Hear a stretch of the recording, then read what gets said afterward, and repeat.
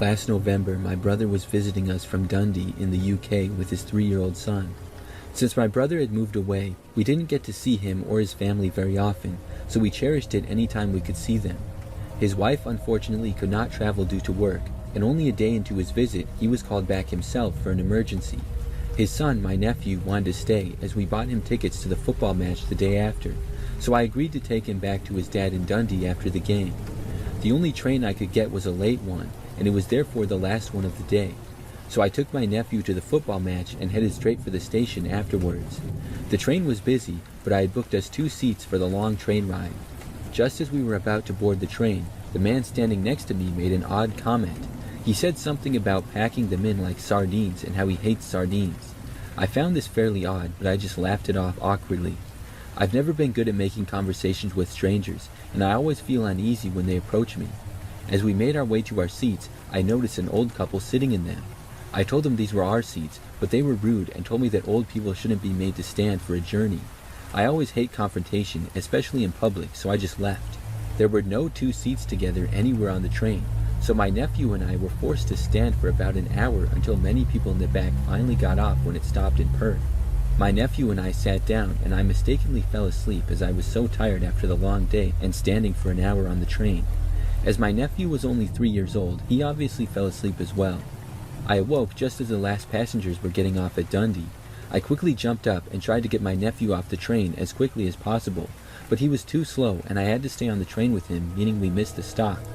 As the train was delayed slightly, it was now going straight to Aberdeen, which was about another hour or so away. I sat down and tried my phone to anyone I knew, but I didn't have a signal. I began to panic, as I know there would be no return trains from Aberdeen at this time of night, likely meaning I would have to stay the night there in a hotel. I tried to compose myself, and I looked about the train to see if there was anybody who could maybe help me. My carriage had cleared out by this point, and there was only 3 other people left. An older woman sleeping a few rows in front of me, a young man reading a book at the opposite side, and a 3rd man behind me. I told my nephew to go back to sleep, and started trying to plan what I would do when we got to Aberdeen. As my phone had no signal, this was obviously going to be difficult, and I thought I should ask the man behind me for any help. I looked in the window's reflection at him, and noticed he was the same man who made the sardine comment earlier.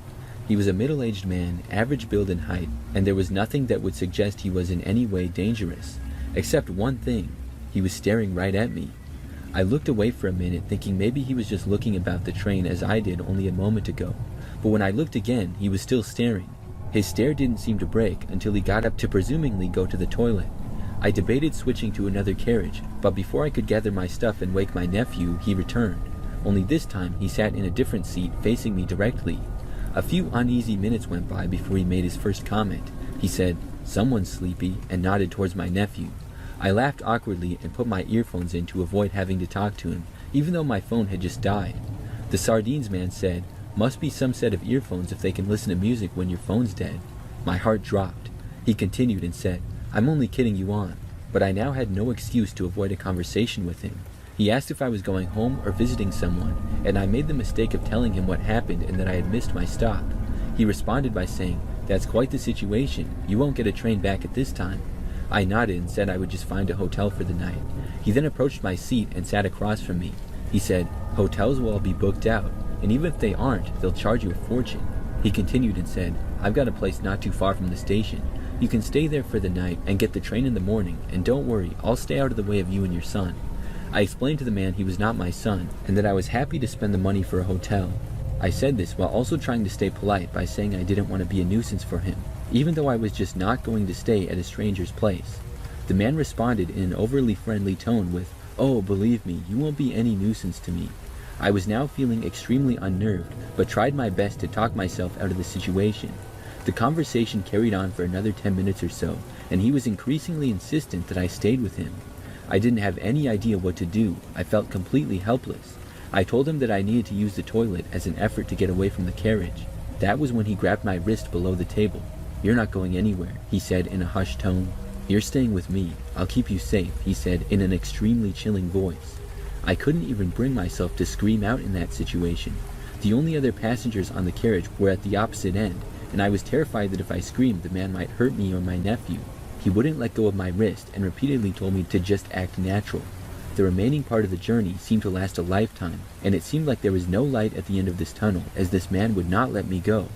The train finally reached Aberdeen, and the man told me to wake my nephew without alarming him, and to tell him that we were staying at this nice man's house for the evening. He held my hand as we got off the train, and my worst feelings were coming true, as I knew what would happen when this man got us back to the house. All of a sudden, I was knocked to the floor in a heap of bodies. The police had tackled the man and were arresting him. As I got to my feet, I grabbed my nephew's hand and ran a couple of yards away before completely breaking down. The police comforted me and told me that the young man who was reading his book at the other end of the carriage noticed what was going on. During the train ride, he had sent a text to the British Transport Police, whose number is all over the walls of the train on posters. It took me a couple of minutes to process everything, but I managed to gain enough composure to thank the police and express my gratitude towards the man who sent the text. I only managed to say a few words to him, but I will be forever grateful. He saved me from what would have been a night of terror, and possibly saved me and my nephew's life. The police very kindly took my nephew and I back to Dundee, where my brother and his wife were extremely relieved to see us. It's been some time since that incident now, but I vowed to myself to never fall asleep on the train again, and that I will never miss my stop again.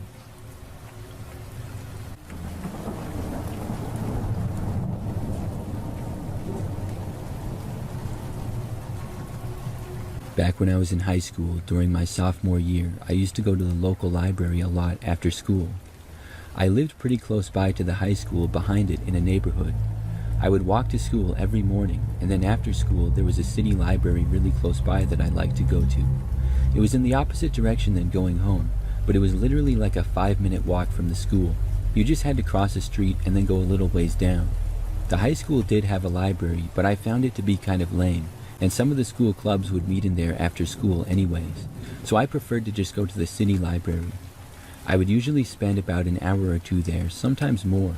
I would try to do all my homework as well as studying there, so when I went home I could then do whatever I wanted.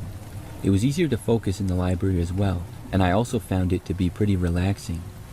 The city library was nice. It was large, had every book you would want, and also had a lot of tables for studying as well as several computer labs.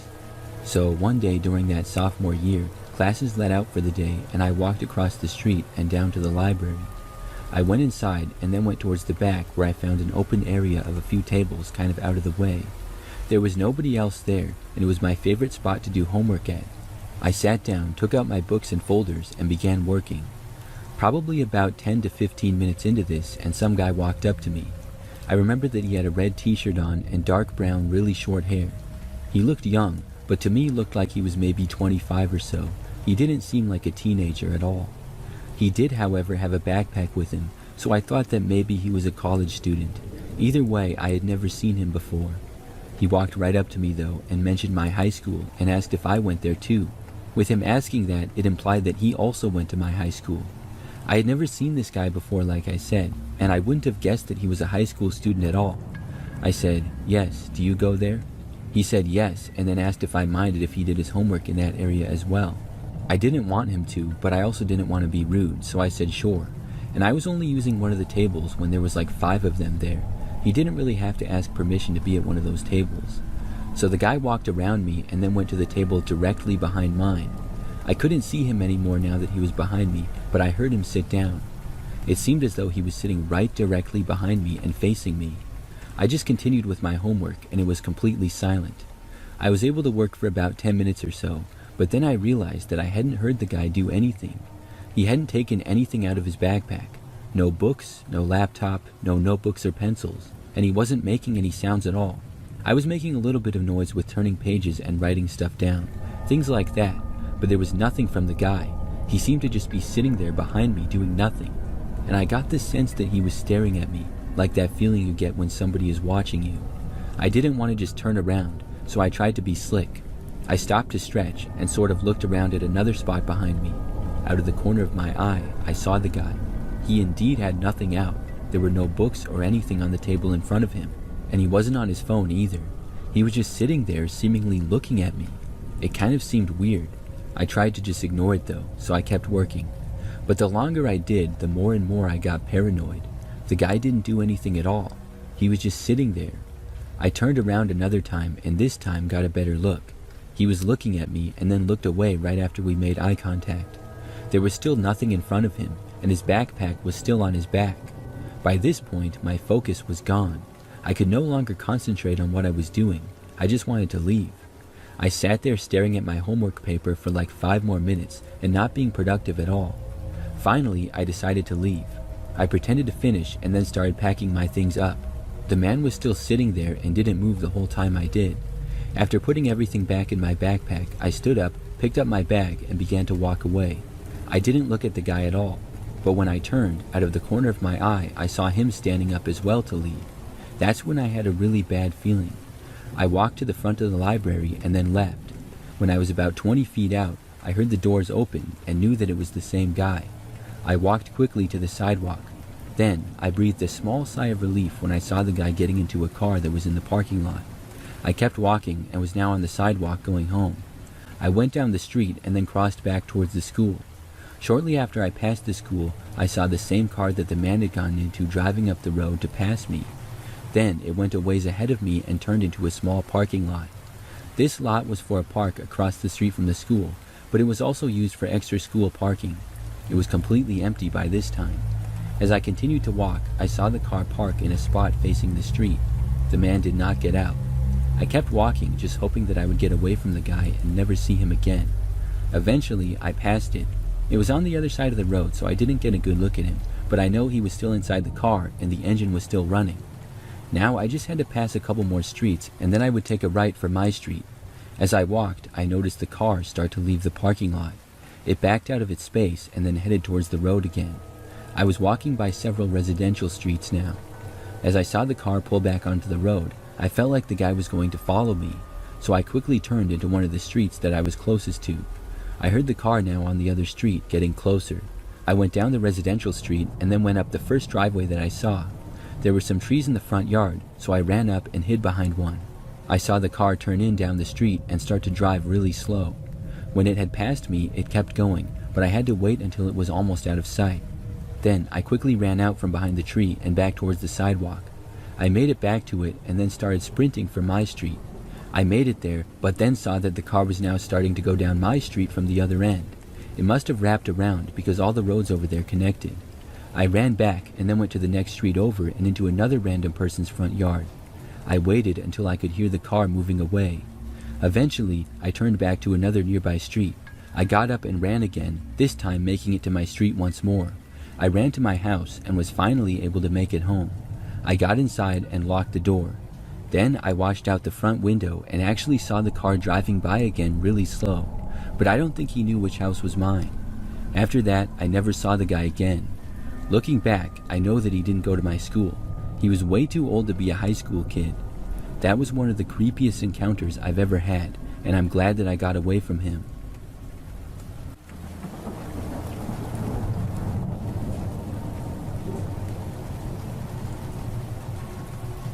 This is something that happened when I was fresh out of college working my first real job. I had several college internships, but this job was one that I had really wanted. I had to move to a completely new state and city, and the interview for the job was intense. But it was a career that I had wanted, and I felt prepared, even though the jobs are pretty competitive. I was not the only person to be hired at this particular company. They hired 5 of us new employees for the department. Most of us were fresh from college. We would have to work our way up the ranks, and I knew that it might get a bit competitive. My goal was to just control what I could control and always work very hard. The company helped new employees get places to live because it was common for employees to have to move around a lot. So after getting hired, I agreed to move into this new apartment and become roommates with a coworker. It was kind of weird because we were both just hired and in some ways competing with each other for promotions in the future. The guy that I lived with was named Derek. He seemed pretty normal at first. He kind of gave me the impression that he was a little greedy and selfish though, but other than that he seemed like a pretty normal guy for the most part. We started our new job at the same time and we were kept pretty busy. By the time we would leave work, it would be nighttime. I would pretty much just go back to my room and then go to sleep. Our apartment was fairly nice. It was really new and it had a living room and kitchen in the middle. Then on one side was my bedroom and bathroom and on the other side was Derek's, so we each had our own room and stuff. We didn't really interact with each other much if at all around the apartment. We didn't carpool to work or anything either. One time we did though, and he drove, and then he Venmo requested me $5 for gas, even though it was like a 5-minute drive. So I decided not to do that again. After living with Derek for like 2 months and working with him, I didn't like him at all. At work, I didn't interact with him a ton, but being in our group, I'd hear him say stuff. He wasn't a very likable guy. So nothing really crazy happened until like a month into the job. We had both been doing an overall pretty good job at work despite not getting along very well. I was proud of my performance to that point. I would get there early, leave late, and even do work at home sometimes. We had our folders with files and notebooks, as well as stuff on our work laptops. One morning though, I remember that I woke up and almost missed work. My phone was dead, and thankfully I somehow naturally woke up only like 15 minutes later than usual. I was so confused though, because I was sure that I had plugged my phone into charge when I went to bed. I mean, I did that every single night. However, I figured that I must have somehow forgot. I scrambled to get to work and was still on time. Several days later though, I was even closer to being late. I remember that I woke up to my alarm that was going off, except it was right at the time that I would normally leave, so I had no time to get ready at all. I went as quick as I could and was just able to make it. It was such a rush that it wasn't until later that I thought about how that could possibly happen. I would plug in my phone and set my alarm for the same time every morning, so why on earth would it not go off until like an hour later? Or how could I have possibly slept through it for that long? I'm not a deep sleeper. That's when I had the idea that maybe Derek messed with my phone. Maybe he was trying to get me fired or something. The phone couldn't just have the alarm go off so late on its own. That made no sense.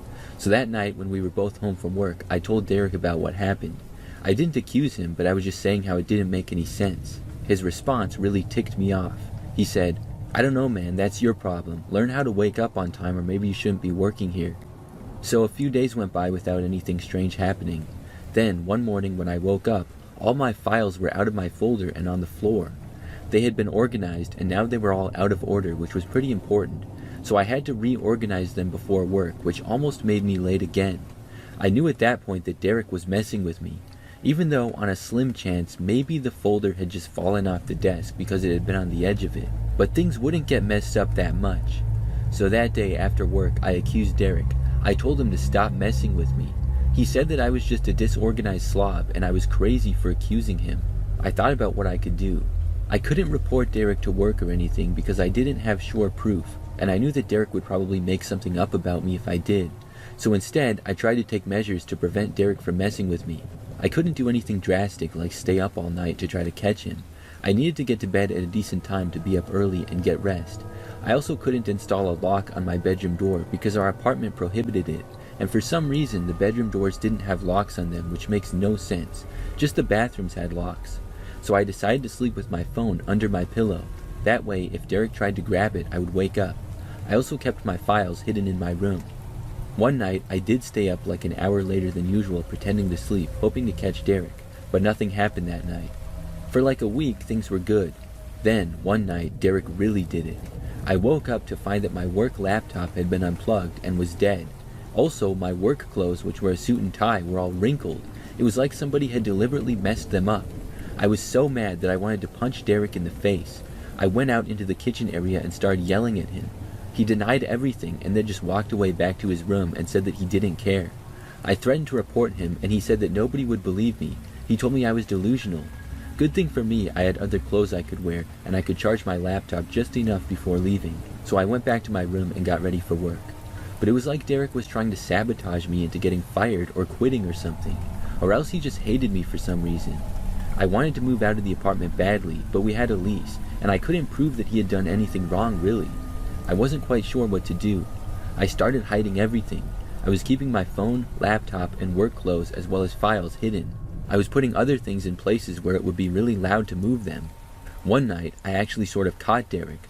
I woke up to a sound in my room. When I opened my eyes, it was very dark, but I saw movement.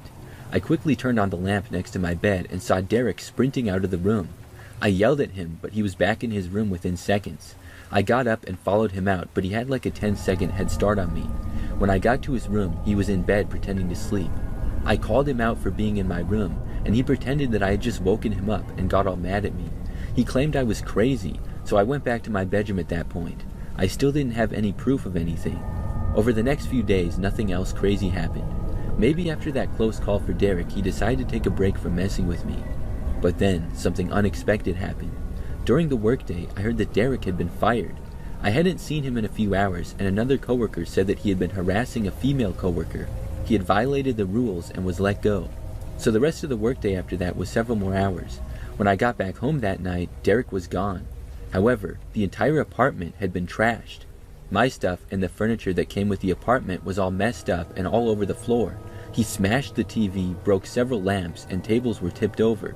And my bedroom was the worst. He really took his time with that. I took pictures of all the damage and reported it to the apartment. I was told that Derek would be prosecuted by the apartment as well. After that, I never saw him again. He was definitely the worst coworker as well as roommate that I ever had.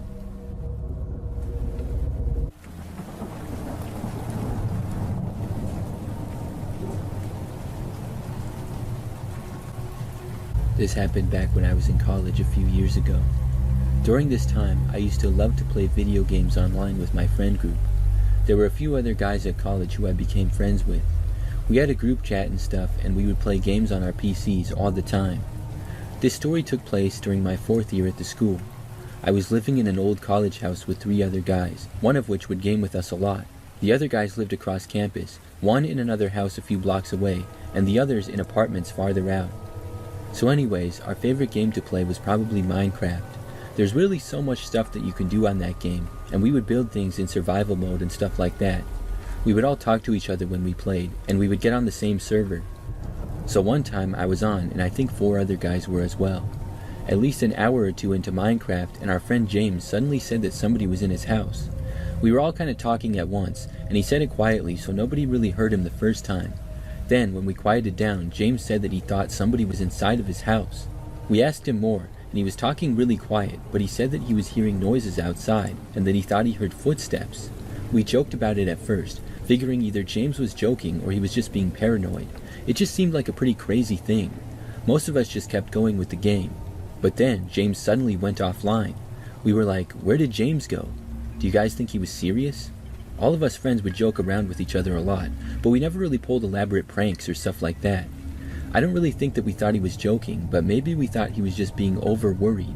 Still, we decided to try to call him back. When we did, he didn't answer, so I got a little bit concerned.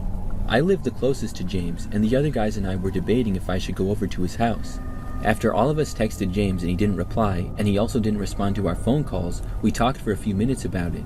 We were all still on Minecraft, but not really playing anymore. Then, probably 5 minutes after James went offline, I heard a knock on my front door. The other guys heard it too and asked what it was. I left my room and I went to look out the window. James was standing there at my front door, knocking on it. I went over and let him in, and he was out of breath from running. I asked him what was going on, and I said that we had all been trying to call him. James said that he thought somebody was in his house and he had to get out of there. So he took off running and he went to my house because it was closest to him. He said that he didn't hear the calls because he was busy sprinting to my place. I asked him if he saw someone in his house, and he said no. James lived with a roommate in a house pretty similar to mine. It was small with 2 floors and was a pretty old place, but his roommate was at work and often worked late nights. James said that he was not 100% sure that somebody was there, but like 80% sure. He said he heard noises but didn't see anyone, so he couldn't definitively confirm. We decided to go back to his place, but before leaving we grabbed a baseball bat and a golf club to arm ourselves. We didn't want to call the cops yet because we didn't know for sure if somebody was at his house. So James and I then walked back to his place. After we arrived, before going in, we listened and looked around. All the lights appeared to be off, which is how James had left it. We were not hearing any obvious noises of somebody being inside either, so we proceeded to the door. We slowly opened it and then called out, asking if anybody was there. No one answered. Then we stepped inside and turned on the light. We would look around every room one at a time with our weapons in hand. One by one, we cleared each room. Then we went upstairs. That's where James had been gaming and his bedroom was. I was really nervous then, I'm not gonna lie, despite being armed. When we got upstairs, we first went into James's bedroom. We looked all around and turned on the lights. Nobody was in there. And the entire time to that point, we hadn't really heard anything either. So I was starting to feel better, like maybe James was just imagining things. Then, as we were both up in his bedroom, we suddenly heard some footsteps downstairs, and then the front door open and close. Both of us could not believe it. We went over to the window in James's bedroom and looked out. We sort of saw what looked like a man walking away down the sidewalk, but we only saw him for like a second. I couldn't tell what the guy looked like at all. It was too dark and I barely saw him. We both realized though that James did in fact hear somebody in his house. We went and locked the door and then called the rest of the friend group and told them about it. The man must have been hiding in either a coat closet or the basement when we searched the main floor, because we hadn't seen him anywhere. Looking back, I'm really glad that we didn't see him. If we did, I don't think either of us were really prepared to whack him with our bat or golf club. We probably would have just ran away. I think the guy just walked in the door, because a lot of us college kids were bad at locking doors. Not after that incident though. I don't know who that man was or what he was after, but I'm glad that he left when he did.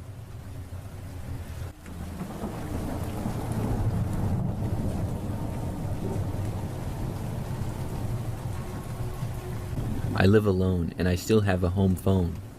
This is something that I've seen is less common nowadays because of cell phones, but I have a plan with the cable company where I get phone, internet, and TV in a bundle.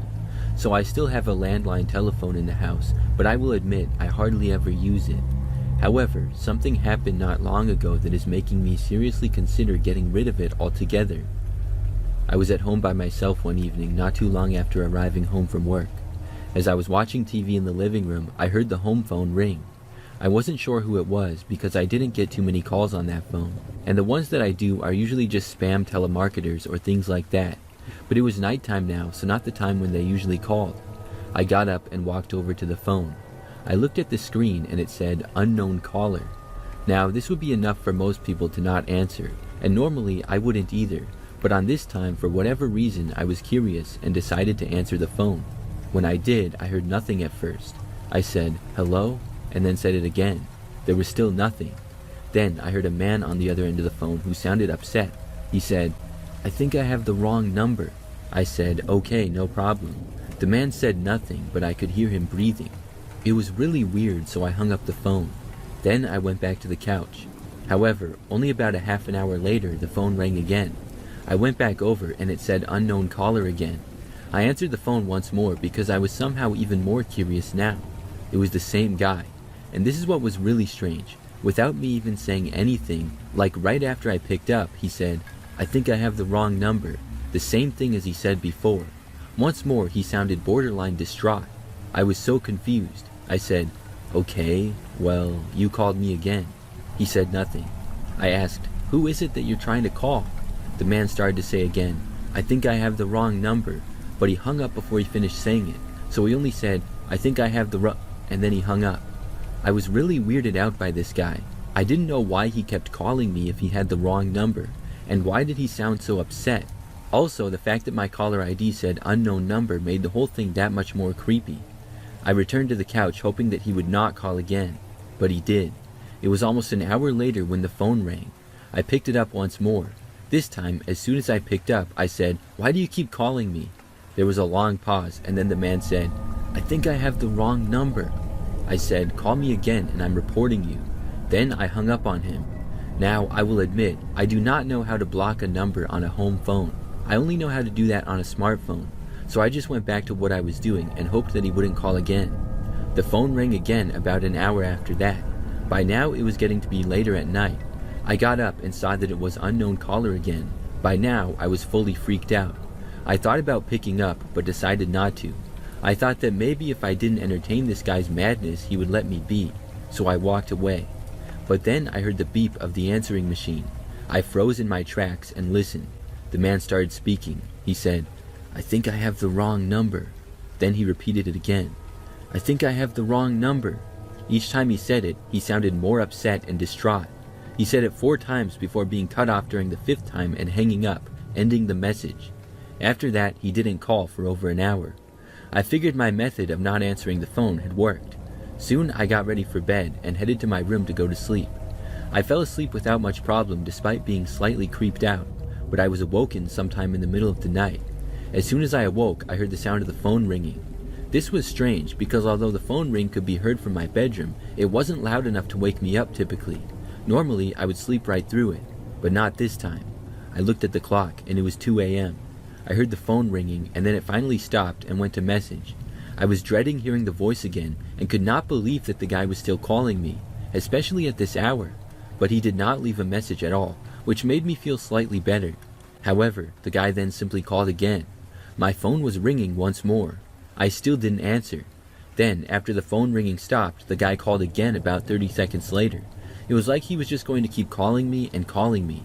Finally, I got up and went to the phone. As it was ringing again, I decided to answer it. When I did, I heard nothing at first. Then I said, "Hello?" Then I heard the man again. He said, "I think I have the wrong number." It was too creepy. I instantly hung up the phone. Then I unplugged it from the wall and took the phone jack out as well. That made it finally stop. I was so freaked out that it took me almost an hour to fall back asleep. The next day, I was still thinking about how crazy that was. I left my phone unplugged for over a week. Since then, I've put it back in, and I have not received any more crazy calls like that. I still wonder who did that and why. Maybe it was just a prank, but whoever did that really went to great lengths if that's the case. I mean, to call that many times, never laugh, and to do it after 2 a.m. when I wasn't answering is pretty crazy. And I also have no idea who could have possibly done that, or why they would have pulled a prank like that on me. I'm just hoping that that guy never calls me again.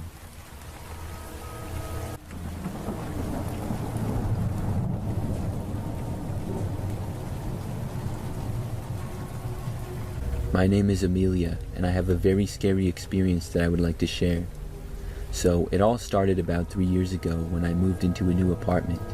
I needed a roommate to be able to afford the rent, so I found this girl on Craigslist to live with me named Sarah. She was the same age as me and seemed pretty nice at first. Our apartment was not in the best part of town, and the apartment wasn't that great either. We had a 12-month lease, and about a month in, I was fortunate enough to get a much better job. So I was making more decent money now, and I could not wait for the lease to be up so that I could get my own place. I would also be able to get a place that was a little bit nicer. Now, Sarah was overall a decent roommate. She worked at a gas station in town, but some of her friends seemed kind of sketchy. They would come over here and there. Sarah and I really didn't become friends, but we were friendly enough with each other for the most part. So I remember that at one point Sarah got fired from her job. I would just see her around the apartment all the time, and when I asked her, she said that she had gotten fired like a month ago. I told her sorry, and I hoped that she could find another job and stuff. Now, a while after this, one night I was home by myself because Sarah was gone. It wasn't that unusual, and I didn't really know or care where she was. But when it was getting late, I got a text message from her asking if I could give her a ride. I asked her where she was. Then she called me. When I answered, she appeared to be crying and said that I needed to come and get her now. I asked her what was going on, and she said that she didn't know where she was and she was stranded. Then she said that she would send me her location. So she sent it to me from her phone. When I looked, it appeared as though she was in a park by a lake. I said that I would come and get her and asked her why she was there and what happened. Between sobs, she said that she was going to her new job and her car broke down, but she got out to walk. Then she said that she got lost. That's all she gave me. I hadn't known that she had gotten a new job, and clearly she was very emotional. I didn't know exactly what was going on, but I figured that I should try to help her out. So I got in my car and began driving to the location. It wasn't that far away, only like 5 minutes. I had never been to that park before though. It was off a quiet road, and when I entered and got into the parking lot, it was completely empty and very dark. There was just a couple of dim streetlights in the far corners of the parking lot. Past the parking lot there were a few trails, but I couldn't really see anything. Most of them went into the woods. I called Sarah and asked her where exactly in the park she was. She told me that she went down the path kind of far and got lost. I was starting to get annoyed. I was looking at her location on the phone, and I didn't know if it was 100% pinpoint accurate, but it looked like she was a little bit farther in. So I started walking down the path, and it was honestly pretty creepy. I was pretty sure that the park was now closed, and I didn't even know if I was allowed to be there. So I kept walking and hoped that I would hear or see Sarah. I called out to her a few times, but heard nothing. I was following the location and trying to figure out where on the paths I should go. I kept going. Then I suddenly heard a noise not that far away. I stopped and called for Sarah. No one answered me. I didn't know if maybe it was an animal or another person. I looked to the spot. Things were silent for a few moments. Then, out of nowhere, I saw this man emerge from the woods and start walking towards me. I heard footsteps down another path nearby that connected, and looked over to suddenly see another man.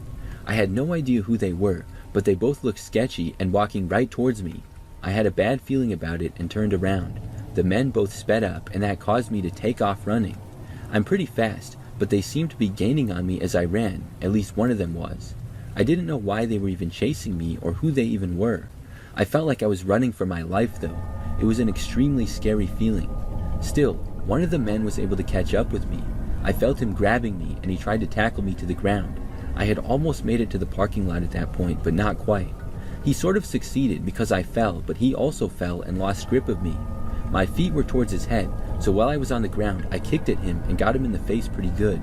Meanwhile, the other guy, who was much slower, was now reaching us.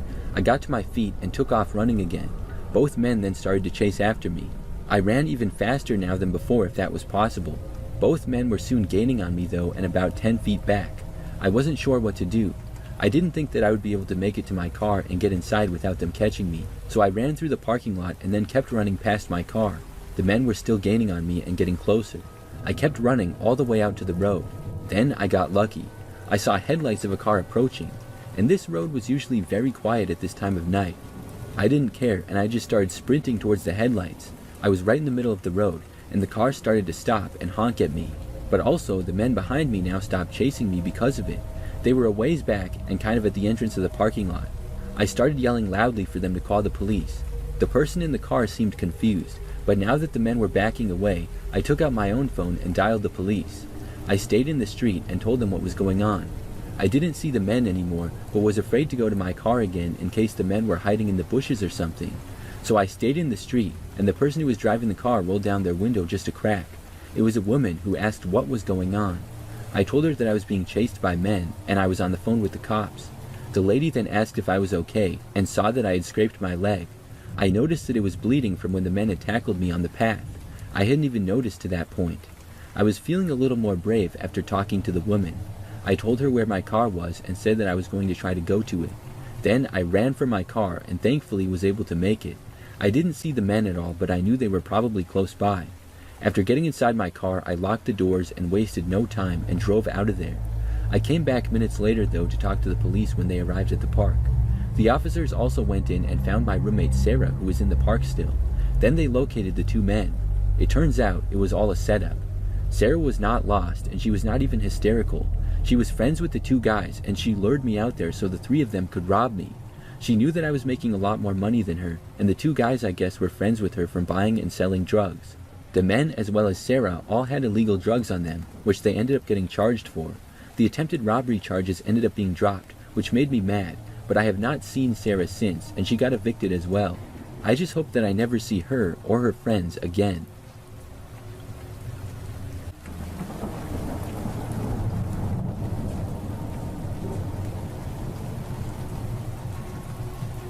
This happened on the last day of college classes one year.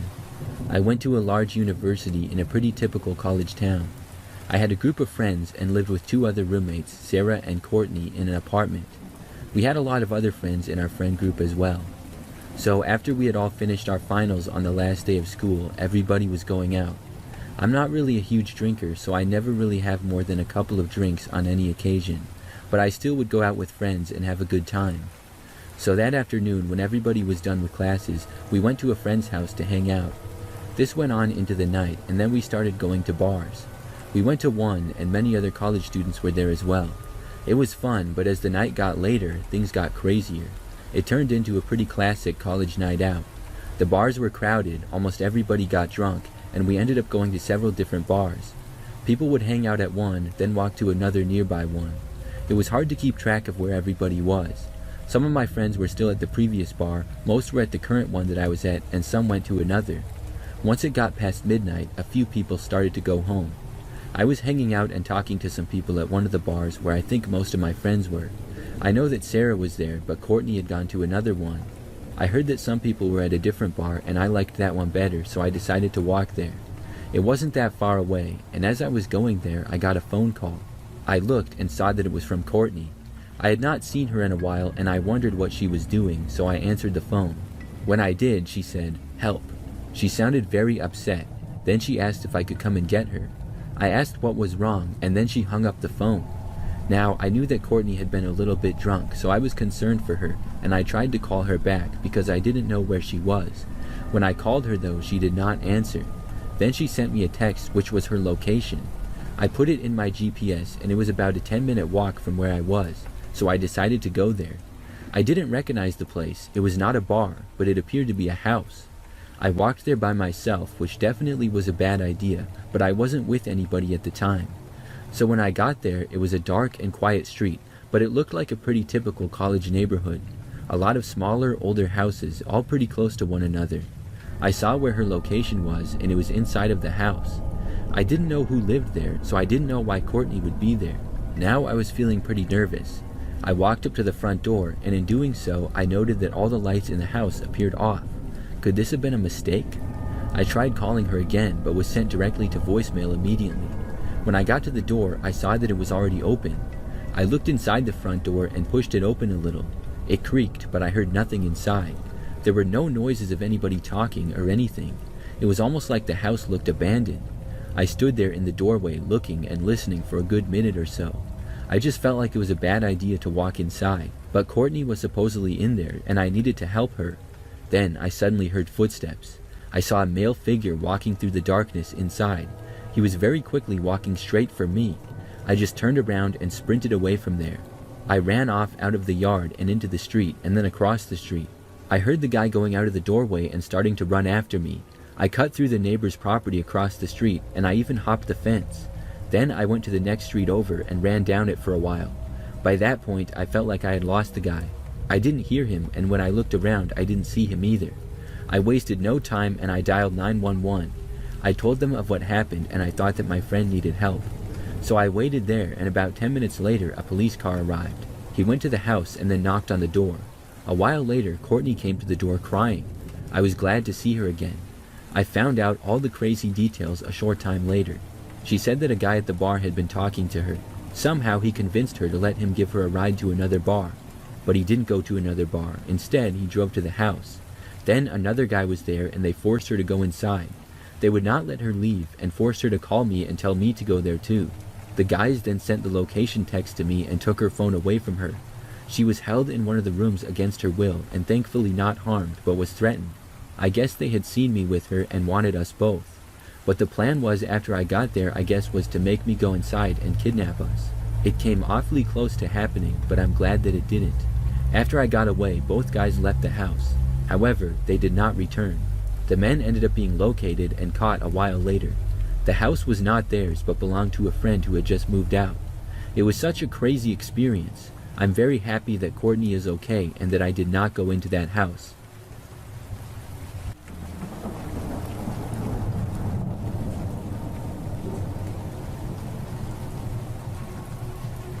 To set the stage for this story, we must go back to the far-off year of 1988. The location is the Cascade Mountains of Oregon. I was 10 years old, and it was me, my mom, dad, best friend, and our golden retriever, Amber. We were very much an outdoor family, and had many camping trips before this and since. But to this day, when I think about it, I still remember the terror I felt that weekend so long ago. After a brief talk with my father recently, it kind of came back to the front of my mind. He also was able to fill in a few details that I had forgotten. We packed up the station wagon with everything we would need for a hike into one of our favorite lakes to camp at.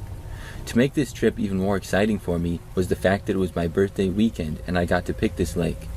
After we arrived at the trailhead and got our packs on, my dad got his firearm and strapped it on his belt.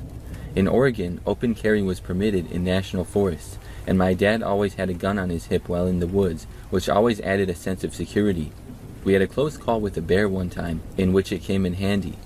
The lake was about a 4-mile moderate hike in and through some thick forest, but the trail itself was well maintained and was never very busy, so it was going to be a very pleasant hike.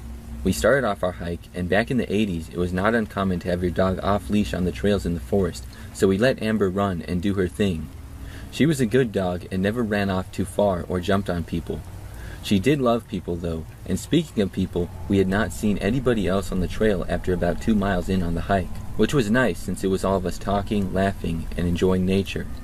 My best friend and I started to hike ahead of everybody else, because we were so energized and excited about finding the first and best tent spot once we got to the lake. Amber was bounding ahead of us and having a great time too. We were about 20 yards ahead of my parents when Amber stopped dead in her tracks. I thought that maybe she saw a chipmunk or something, maybe a bird, but she started to growl. She never growls, so we stopped walking, and I thought that maybe it was a bear or deer or something that was just off the trail, and she had seen it or heard it. We immediately started walking backwards, and my parents caught up to us. My dad asked us what was going on, and I told him that Amber was up on the trail growling at something. He told us girls to stay back with my mom, and he walked ahead to where Amber was at the trail. My dad got up to her and looked around. I heard Amber whimper a bit while looking off the trail. My dad comforted her and called her back and walked back to us. He said it must have been an animal, and he did not see anything right off the trail or ahead of us. He said to let him take the lead as we continued to hike. It did not take long before it was forgotten, and Amber and the rest of us were all having a good time again. We arrived at the lake, and much to my delight, there was no one else there camping. The water was clean and blue, and the shade from the trees made the whole scene just perfect. My friend and I found the best spot to set up our tent, and my parents followed suit. After we had camp set up, folks went off to fish just down the hill, and my friend and I took off with Amber to walk around the other side of the lake to catch salamanders. We only made it about 1/8 of a mile when Amber stopped and started to growl. We stopped and looked around and heard brush rustling. Then, right in front of us, a man walked out of the trees. Amber stayed right by our sides and started to bare her teeth. The man was taller than my dad, so at least 6'4". He was very skinny, but he had broad shoulders. He was clean cut and was wearing black jeans and a white polo shirt with loafers. I mean, he did not look like he had hiked at all, or was even dressed for the outdoors. He almost looked like he came out of church. We just stood there trying to process the situation when Amber began to bark. The guy just stood there, not moving, and he smiled, like the creepiest smile. It felt like someone who thought that this is what a smile was supposed to look like. Amber kept barking, and this got my parents' attention, and they looked up to us and called us to come back. We complied and started to walk back towards them. My dad met us halfway and told us to go to the campsite, and he was going to talk to this guy. We got back to camp, and my mom sat with us. I could hear my dad asking the guy if he needed help or if he was a fellow camper or if he had set up camp away from the lake. My dad was being polite and calm, but I could see that he was on guard and trying to feel out the situation. Now is the time to mention that my dad was ex-army and could be very intimidating when needed. The conversation continued. The guy told my dad that he was just on a walk and did not mean to intrude on us. The guy said goodbye and walked back into the woods.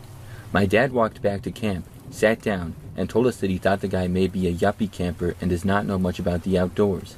But my dad said that he got a weird vibe from him and would continue keeping an eye out for him.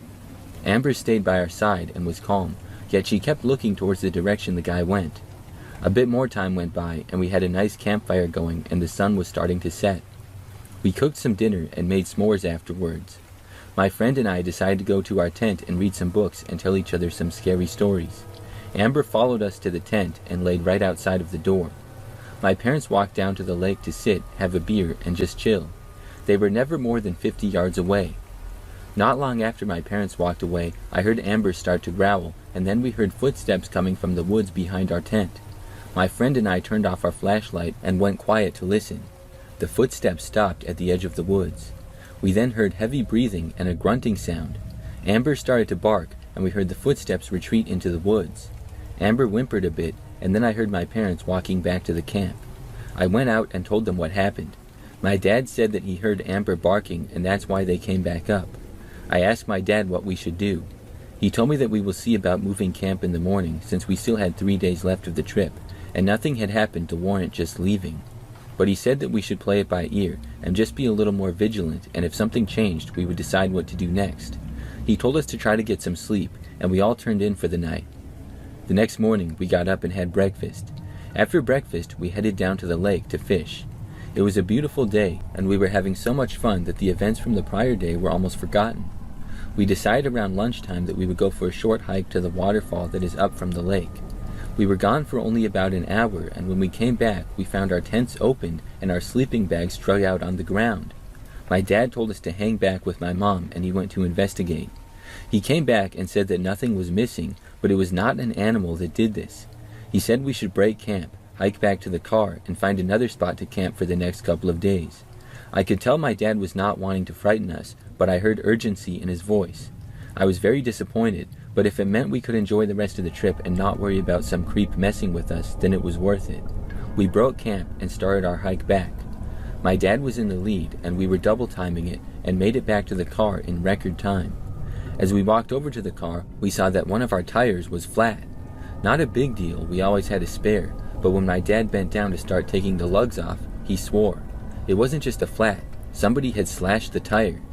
Dad changed the tire in record time and we threw everything into the car, but when he went to turn the car on, it would not start. Dad swore again, got out of the car, and popped the hood. It turned out somebody took out our spark plug wires. Old cars like that Chevy wagon did not have internal hood releases. You could just pop the hood from the outside. Dad slammed the hood, said some very colorful words, and kicked some rocks. We were stuck, and no one was at the trailhead where we were stranded. My parents are calm under pressure, and after a few minutes of discussion, it was decided that Dad would start walking down the road until he could hitch a ride to town and go to an auto parts store. Mom and the rest of us were going to wait with the car and look for someone to hopefully pull into the trailhead to help us. A few hours went by and nobody had come to the trailhead.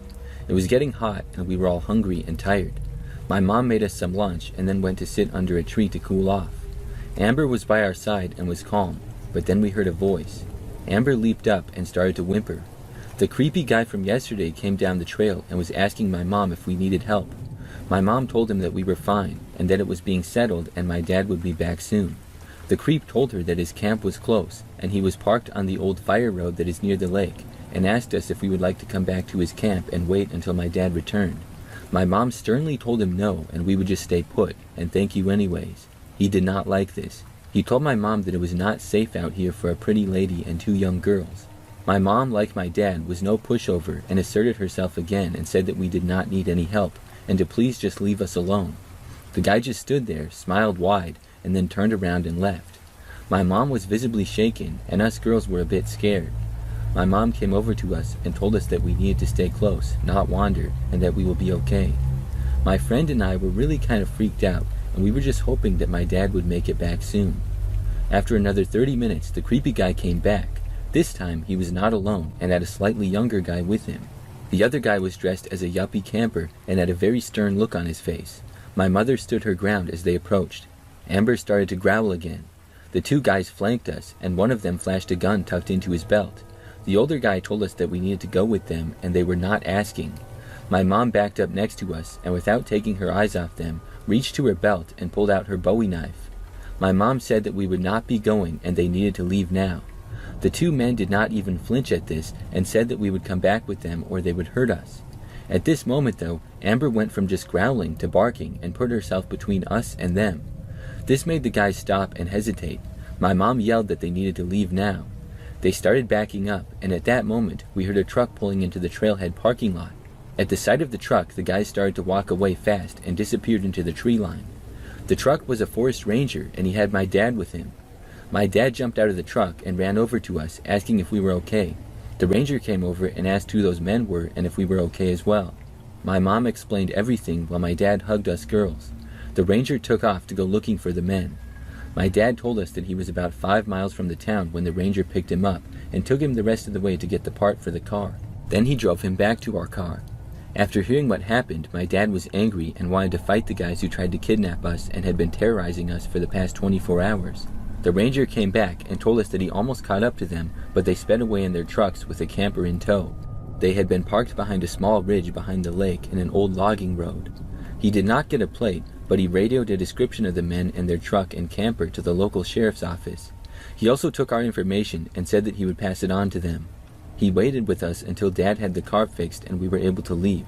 We decided not to continue camping and instead drive a couple of hours to spend the last 2 days of the trip at the beach and stay in a hotel. A few days later, a deputy called my dad and told him that they never did find the men. He said it was most likely a crime of opportunity after seeing a woman with 2 girls in tow. He was sure that they had been watching us from off the trail and had messed with our camp to judge how my dad would react. When my dad seemed to be too big of a threat, they sabotaged our car, hoping to put us in a position where we were vulnerable. He said they would follow up with us if they found anything else out, but according to my dad, nothing ever came of it.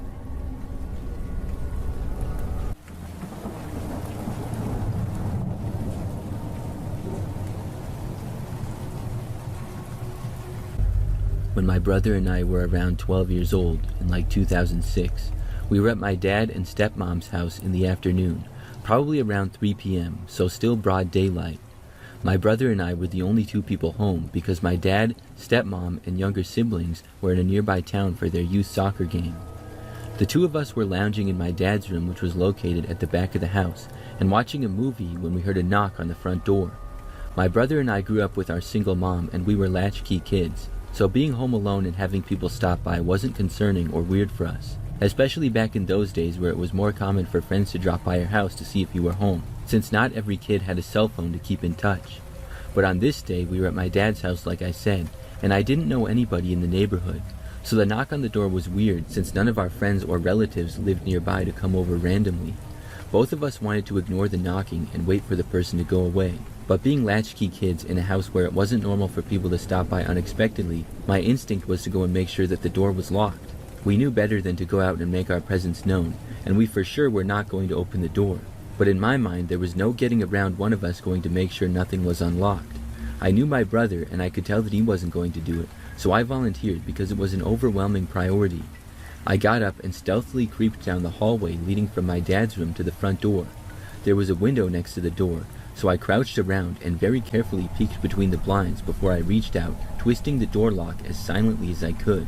It had been unlocked, so I'm very glad that I went to check. When I was peeking out the window, I saw a middle-aged man, slim and tall but not huge. He was bald on the top, with some short salt and pepper hair wrapping around the sides of his head. He had his hands behind his back. I can't recall if it was one hand or both, and in one of his hands was a metal object that I took for a knife, but to this day I can't say for sure what he was holding. He did not see me looking at him through the window, or if he did, he at least didn't look at me and let me know that he knew I was there. The way our house was designed, the front door was not visible from the street because there were bushes and tall trees blocking it. My 12-year-old heart sank knowing this random guy was at the door with what I thought was a knife behind his back, or at the very least a metal object that the man felt was necessary to put behind his back. It was especially terrifying because I recognized it was not super unrealistic since the man would not be visible from the street, and therefore he could hide something behind his back without worrying about the neighbors' cars passing by seeing him. This house would be a good target for somebody looking to do bad stuff, since you'd be shielded from being seen. At this point, normal paranoia became full-on fight-or-flight panic mode. It was like a switch was flipped from me just checking to see if the door was locked, to thinking there was a guy with a knife at the door who wanted to kill us. I creeped back to my dad's room and told my brother what I'd seen.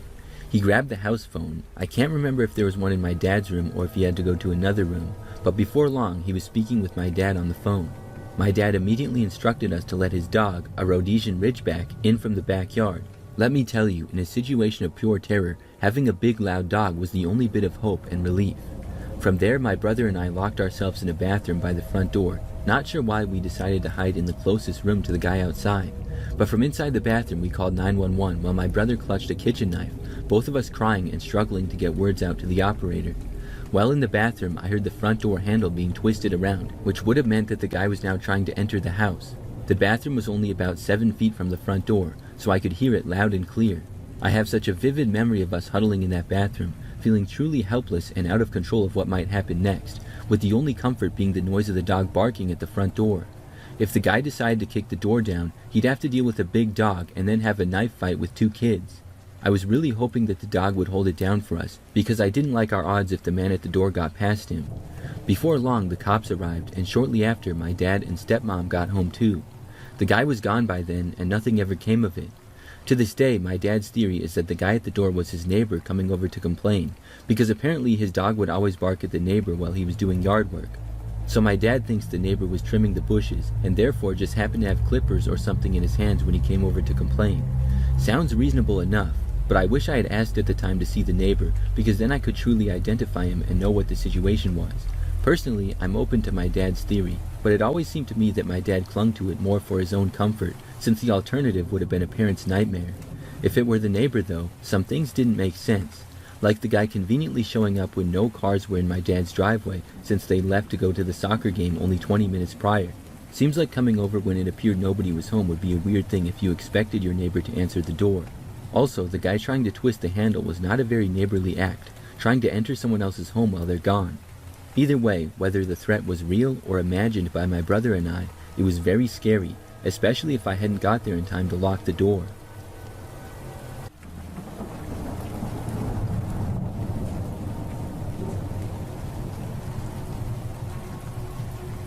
About 25 years ago, I used to work at a gas station. It was one that was somewhat off a country road and only like 5 minutes from where I lived. I would work the overnight shift because the station was open 24 hours. This is something that was both creepy and easy typically. There wasn't a whole lot that had to be done overnight. The store part of the gas station was pretty small.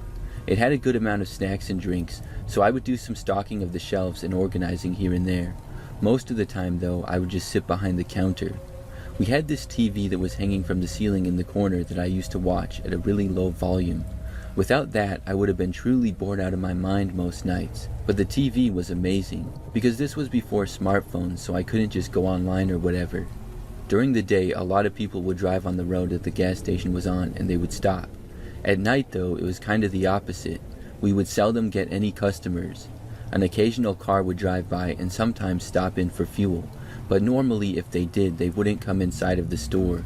In fact, the gas station stopped being open 24/7 sometime in the late 2000s, and about 5 years ago it was converted into a smoke and vape shop. But back to the story. To be honest, when people did stop there at night, I always hoped that they wouldn't come inside, because being by myself in the middle of the night, whenever anybody came in, it always seemed kind of sketchy. There were a few strange people, but overall not that many scary experiences. One really stands out though. It was a night like any other. The time was roughly 2 o'clock in the morning, so this was among the quietest times of night for me. I was just sitting behind the counter and looking around the empty shop. To my right was the door to go inside, as well as 2 very large windows looking out to the gas pumps. Surrounding the station all around was pretty much wildlife. There was a dense woods right across the street, and next to the property was some tall grass and quite a bit of trees scattered around as well. We hadn't had any customers in the gas station in well over an hour. I don't think that I had seen a car in a long time either. I remember glancing out of the windows though and noticing what appeared to be a man.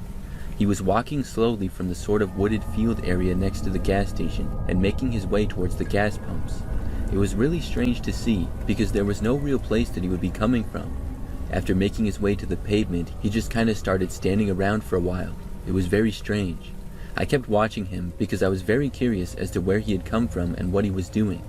The man was bald, looked to be maybe in his 40s or so, and had a slight beard on his chin, I remember. He was also wearing sunglasses. After standing around and looking the other way mostly for like 2 or 3 minutes, he started to walk towards the gas station. I thought at that point that he was going to go inside. He walked all the way towards the doors. Then the man stopped, took out a cigarette, and started smoking it. He did not go inside the store. After smoking for a couple minutes, he then started walking away and crossed the quiet street. Then the guy literally walked right into the woods, which had me really puzzled. It was very strange because there was no path to go into the woods or anything. It was just like dense forest all around. That alone was one of the strangest things I had ever seen. But it got weirder. So maybe 30 minutes later, we still hadn't had any more customers. Out of nowhere, I saw movement outside and I looked up. I was just on time to see the same man emerging from the woods. After that, he walked across the street and back onto our property. This time, though, he walked all the way to the front door and actually went inside. When he was in the shop, he started walking for the counter. I said hi to him, and the man said that he needed $1,500. I had a bad feeling when he said that, but hoped that I was misunderstanding him. I asked what he meant. The man then demanded that I give him $1,500. His voice was now angry. I looked at him, and he wasn't holding any kind of a weapon or anything, but he was leaning in fairly close. I didn't know if he had one on him, but I always kept a bottle of pepper spray just behind the counter in case. When the man demanded it again, he leaned towards me even closer and shouted. That's when I took the pepper spray, pointed it right at his face, and let it rip. The man was instantly blinded by it and moved backwards. He grabbed his eyes, and I yelled at him to get out of the store and that I was calling the police. The man backed away and thankfully left. When he got outside, he walked around covering his face, then crossed the street again and went back into the woods. It was very weird. I kept an eye out for the rest of my shift, but I didn't see the guy again. In fact, I never saw him for the rest of the time that I worked there. It was one of the weirdest situations I've ever had.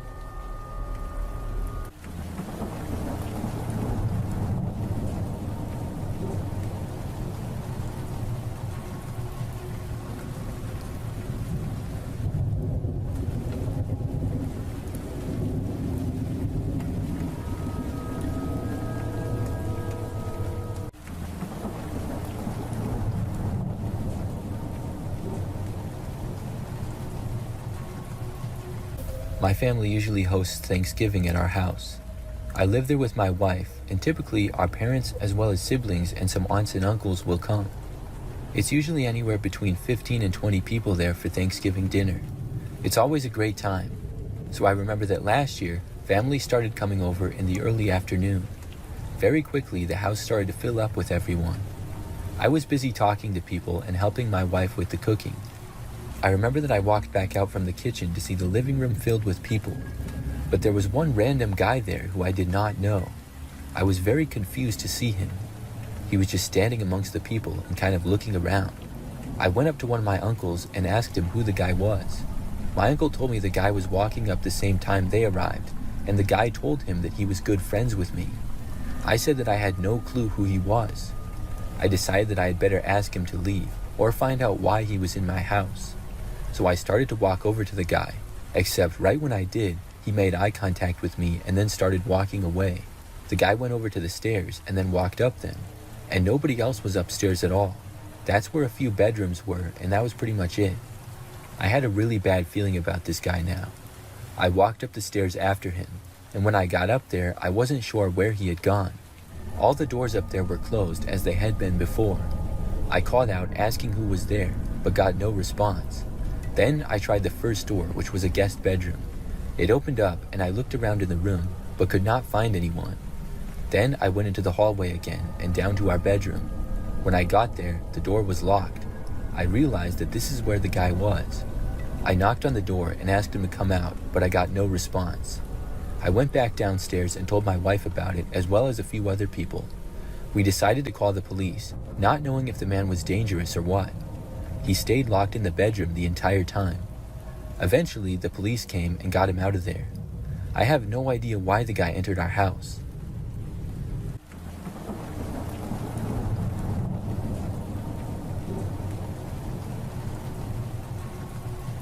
A few years back, my family was preparing to host Thanksgiving at our house for the 5th year in a row.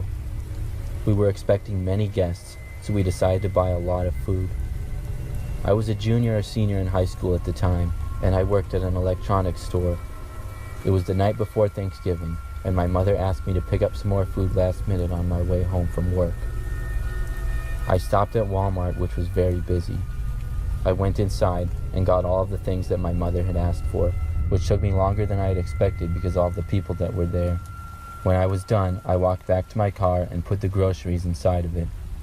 When I did, I noticed there was a car parked next to me with several people in it in the parking lot. As soon as I got near my car, it started up. I didn't pay much attention to it, and I started my engine and drove away. The car left at the exact same time as me and remained behind me for quite some time. It was a typical looking car, maybe a little bit old, and was black. I only lived about 5 to 10 minutes away from the store and made it back pretty quickly. I was slightly concerned though when I turned onto my street and saw the car turn on as well. I figured it was a coincidence and I pulled into my driveway, but when I did, I noticed the car stopped on the street in front of my house.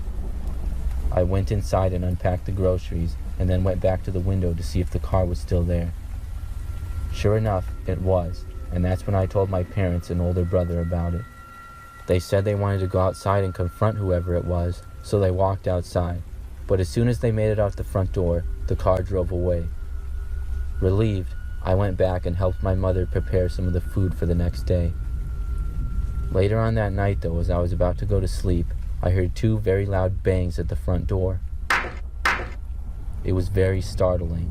Several of us walked over to the window, but by the time we got there, we didn't see anything at all.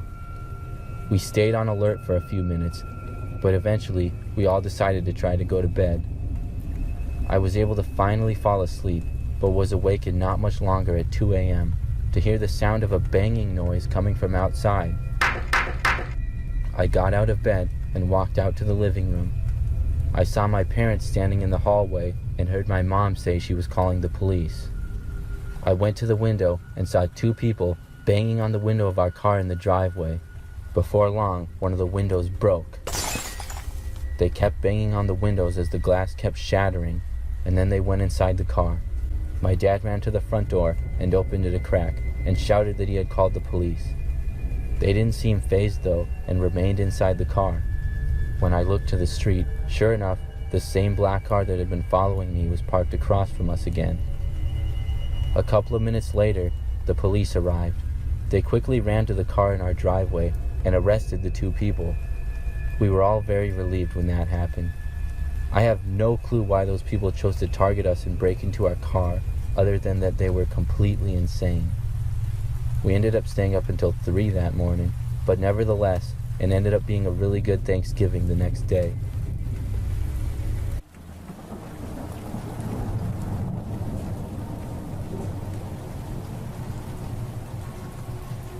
This is the scariest and craziest thing to ever happen to me, and it happened on Thanksgiving.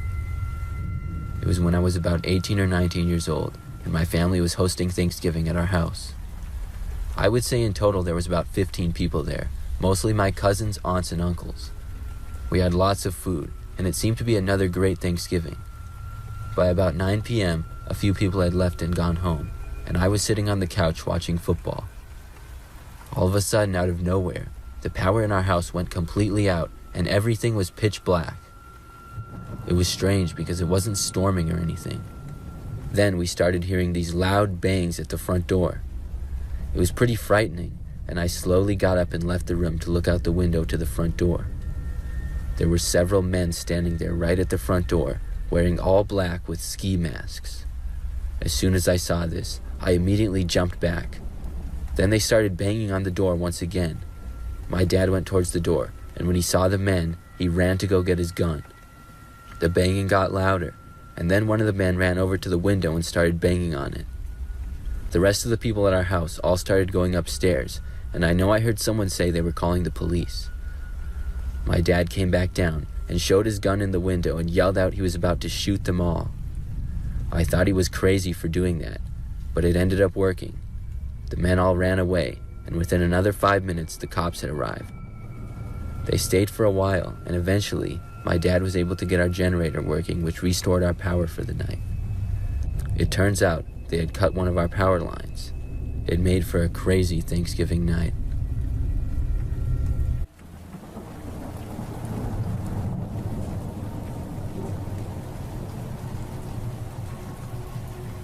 Back when I was younger, we used to go to my aunt and uncle's house for Thanksgiving every year. When I was about 14 or so, I remember that on Thanksgiving my family and I went there as usual. We would get there sometime in the early afternoon, and a bunch of other family members would be there as well. Their house was about 20 minutes from our house and a little bit out in the country. They had a really large property, and the neighborhood was very quiet, with the houses being more spread out. At their house, they also had this dog that I really liked. I didn't have any pets of my own at the time, so I remember that a few hours after getting there, people were hanging out and talking all around the house. I saw that the dog was near the front door, indicating that he wanted to go outside. I went over to my uncle and offered to take the dog out, and he agreed. My uncle told me that the dog had an electric fence along the edge of the property because he had a tendency to want to run around a lot. Sometimes he would chase squirrels or whatever and run out of the yard. So because of this, I took the leash and then left the house with the dog. We walked sort of down the long driveway they had and into the front yard a little bit. From there, you couldn't even see the next door neighbor's house because it was farther away, plus there was a small woods in between. The dog did its business and then was sniffing around on the ground when I saw a man walking down the street. It was strange to see somebody walking because the neighborhood was always so quiet and there were no sidewalks. It was a shorter, stocky man with a goatee wearing a blue jacket. He saw me and started to walk up the long driveway. I walked over to him with the dog still, and the man said hi. He then asked me if I was visiting for Thanksgiving, and I said yes. The man said that he lived right next door and pointed to the property to the right, except the only thing I could see were the trees when he pointed over there. He then said that he had recently borrowed a wheelbarrow and some tools from my uncle, and asked me if I could do him a favor and go get them. I asked him where they were, and he said they were in his garage. I said yes at first, but then realized that would require 2 hands to get a wheelbarrow, and I was still walking the dog. I told the man that I was just going to take the dog back inside quick, and then I could do it. But the man said no. He offered to take the dog from me while we went over. I realized that wouldn't work though because of the electric fence, and I didn't want to just let the dog run around the yard. So I said I would just be right back, and then I walked away up the driveway.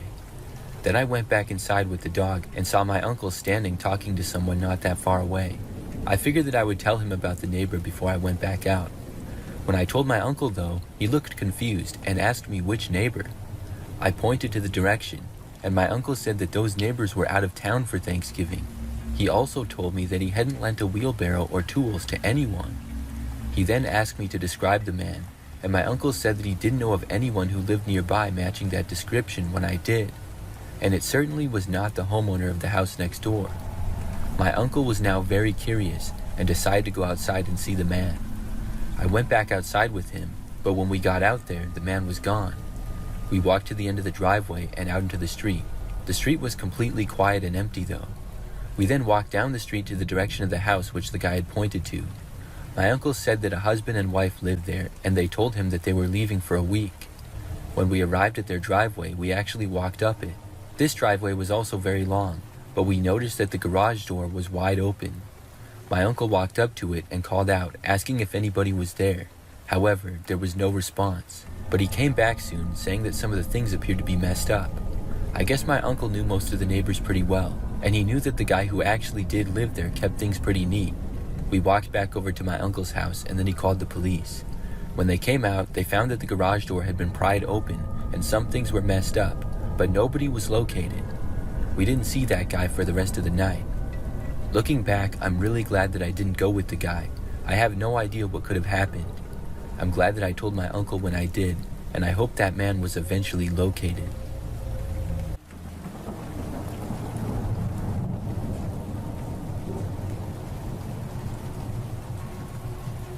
Many years ago, when I was a kid, I was going with my parents to my uncle's house for Thanksgiving. He lived in the city in a big neighborhood with lots of houses. I was probably about 7 or 8 at the time, and it was nice, but there wasn't really anyone else my age there, so I would get bored at family things. We got there and talked to everyone in the family that was there. I remember at one point I was looking out the front window, and I saw a man walking down the street slowly and kind of looking at each house as he passed by. Then about 30 minutes later, I saw him walk by again, this time in the other direction. Over the next hour or so, I saw him walk by several other times. He seemed to be just walking back and forth down the street, wandering around. Eventually, somebody else there noticed and made a comment about it. Then he walked away once again, and I didn't see him for a while. Soon after that, it was time to eat, and afterwards, I went out to the yard to play football. It was just me playing football with myself because there were no other kids there, but I still liked to throw it around because my uncle had one of those mini trampolines. I would put it up against the fence as a target to throw at. I was practicing my throws when one of the balls bounced away to the side.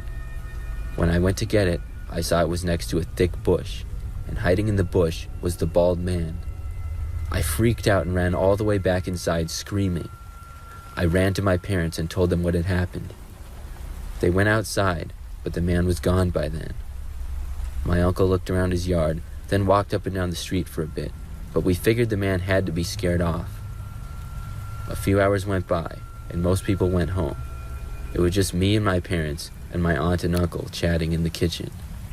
Then, out of nowhere, there was a knock at one of the back windows of my uncle's house. We looked just in time to see the man ducking down below the window. He then ran away. My uncle had had enough, and he called the police. They showed up about 10 minutes later and were able to catch the man. He turned out to be on some sort of drugs and was walking around the neighborhood being creepy.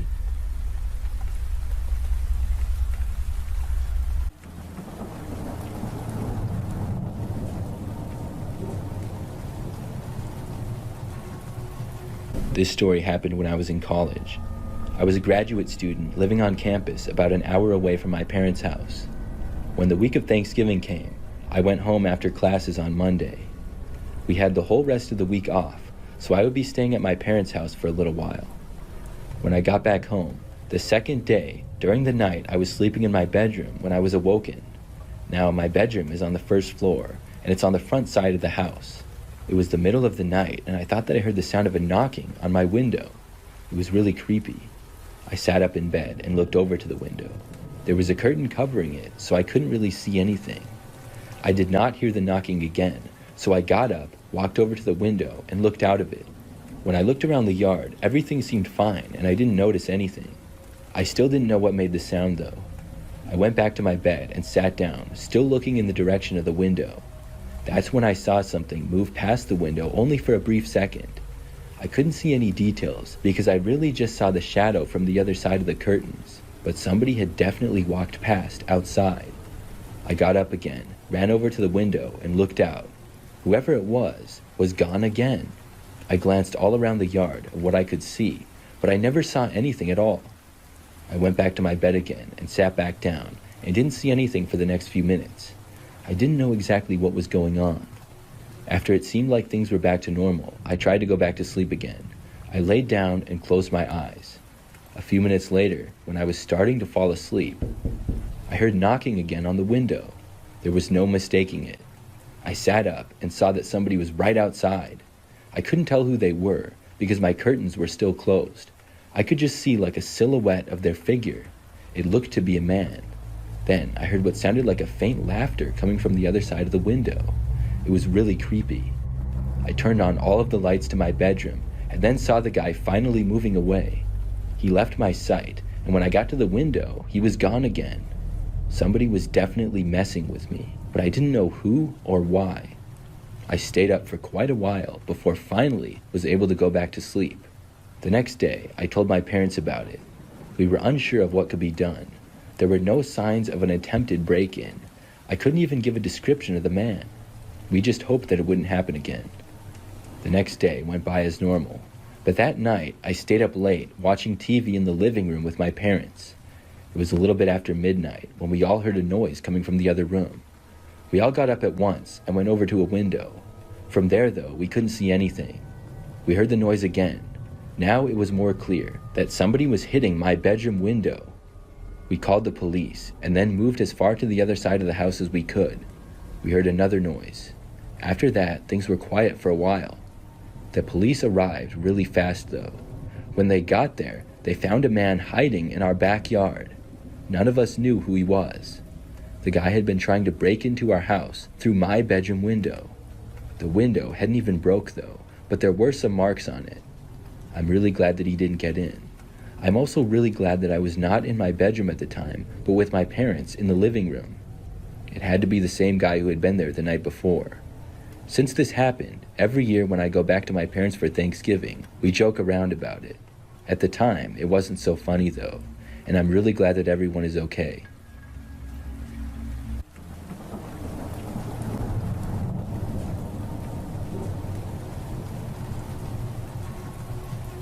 This happened just last year. It was Thanksgiving. The family gathering was at my aunt and uncle's. My wife and I live across town, about 20 minutes away from their house. It's a pretty nice place, and we were there hanging out with family and had a turkey dinner. We were planning to go Black Friday shopping early the next morning, so at about 9 p.m. we left to go home. We said our goodbyes and then walked out of the house into the driveway. They had a pretty big driveway. It was big enough for everybody's car to fit in it. When we backed out though, we noticed that there was a car parked on the side of the road right in front. Now this was a little bit strange because it was a dirt road and not all that wide. I remember I even made a comment to my wife about it as we backed out. Right when we had gotten into the street, we noticed the lights to the car turn on and the engine start up. It was a smaller looking car that seemed to be dark in color. When we drove off down the street, the car drove behind us. Like I said, it took about 20 minutes to get back home, and there were a number of turns and different roads to go on. The entire drive, the car stayed behind us. We were wondering who this could be. Was it somebody we knew? I didn't think so. I didn't recognize the car, plus, why would they follow us home without letting us know? But who would do this? We got all the way back home, and I pulled into our driveway. The car did the same, but stopped at the far end. Now I was kind of concerned by this. I got out of the car and looked down to the car at the end of the driveway.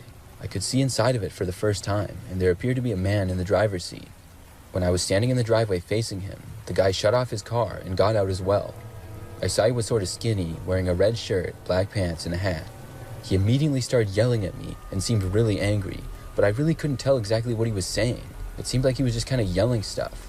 I asked the guy what he wanted, but he really didn't answer. He just kept yelling.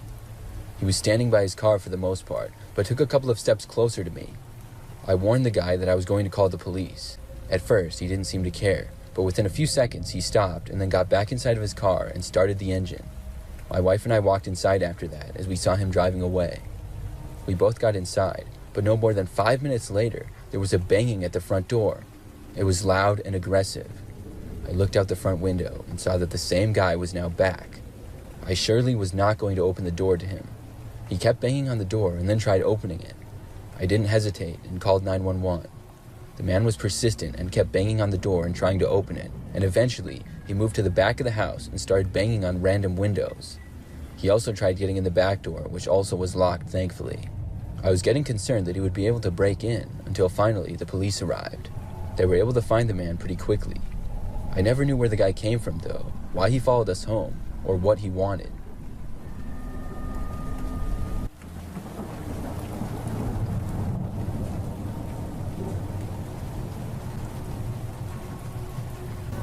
Every Thanksgiving, my family and extended family would get together, basically using the holiday as a family reunion as well. We would always do it at my aunt's house because she had the biggest place and property. It was best suited to fit everyone who came each year, although it would still be crowded. After dinner, the kids would usually be in a separate area of the house, like upstairs or in the basement. I spent a little time with the kids, but not many of my cousins were close to my age, so I spent more time with the adults. I liked spending time with the adults because they were funny and would also have funny stories to share. As I was hanging out with the adults, I noticed something a little strange. My Uncle Bobby had stepped inside after a smoke, and his grin was a little strained. I noticed it right away. He and my dad had served together in the military, and they both had that look, the kind that said that something was gnawing at them. My curiosity got the best of me, and I pulled Bobby's arm, pestering him until he finally took me aside. He pointed across the street to an old house. It was one that I'd heard about all my life, and every time we'd come over to my aunt's house, I was warned to stay away from it. My dad, Uncle Bobby, and the other two adults had explored it when they were younger, and the same group wanted to go check it out again. When I found out they were going, I somehow convinced them to bring me along. I guess I had pestered them enough about it. The house loomed like a ghost from the past. It was a faded 50s two-story structure with peeling paint. As we entered, I immediately noticed there were tons of drawings on the walls, but they didn't really seem like graffiti. It was more like intentional drawings. Bobby led the way into the kitchen. In the center of the room was a pentagram, flanked by carcasses. They were fresh, only looking a day or two old, and the smell was overwhelming. I realized I might have bitten off a little more than I could chew, and I already wanted to leave. The other adults insisted on checking out the basement though, so I went with them. We turned and headed for a narrow staircase tucked behind a wall. The basement was dim, a stark contrast to the chaos above. Cans of food were scattered around, and makeshift mats were on the ground. A single propane heater was in the middle of the room. In the corner, there was a pile of bones. They looked like chicken bones, at least I hoped they were, but I wasn't sure. It was clear with the carcasses upstairs and stuff in the basement that somebody was living there or had recently been living there. The adults finally all agreed that it was time to go. We had only been there for maybe 5 minutes or less, but I was very scared. As we were leaving out the front door, I was sure that I heard light footsteps upstairs on the second floor. We made it back across the street to my aunt's house safely, and the rest of the night was uneventful. Years later, I learned the truth about that house. There had been a cult based around the area.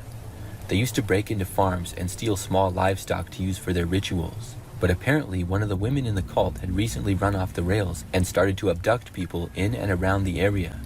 I forget the woman's name, but people in that area started calling her the Wicked Witch of the East. The authorities ended up catching 2 of her accomplices, but as far as I know, she herself was never caught. The crazy witch woman might have never been in that house that my family and I had explored. It could have been a house that the more normal cult members who didn't kill people used and stayed in occasionally. Either way, it was a freaky Thanksgiving night, and for all I know, maybe we did stumble across the Wicked Witch of the East that night.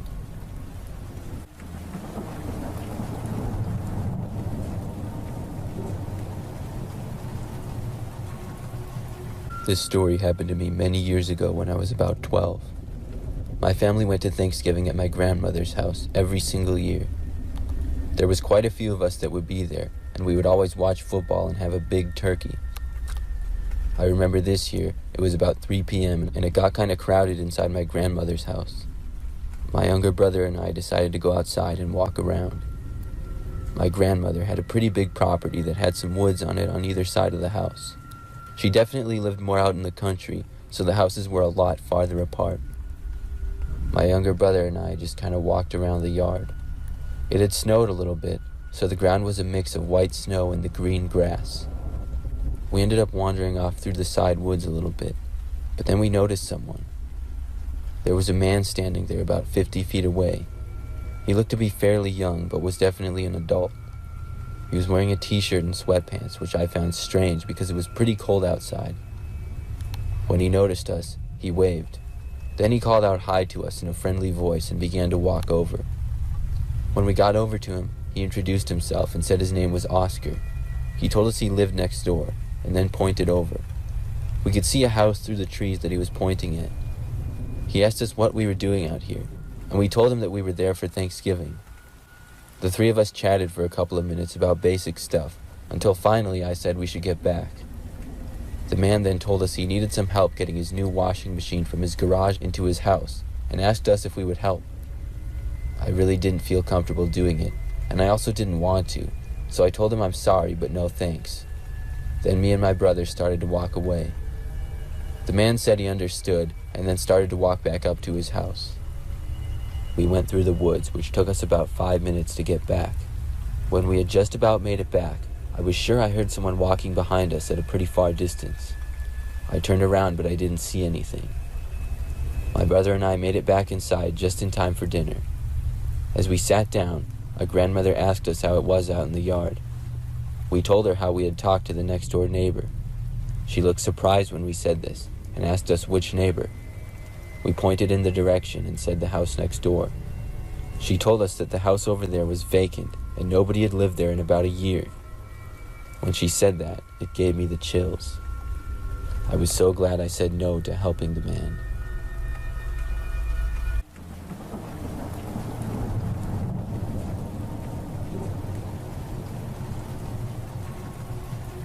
About 5 years ago, we were hosting Thanksgiving at our house.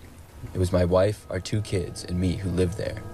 Our kids were pretty little at the time, and we were expecting about 20 or more people for Thanksgiving dinner, pretty much all of them being family members. Our house is in a neighborhood with a little bit more land. I would say most properties have roughly 5 acres or so, and it's a nice and quiet place to live. On Thanksgiving, our guests started arriving at about 1 p.m. or so. We were going to have dinner at like 4 or 5, so we had some snacks out and things like that. More and more people were arriving, and pretty soon, almost everybody, if not everybody, was there. I was helping out and getting food ready, also talking to family and watching football.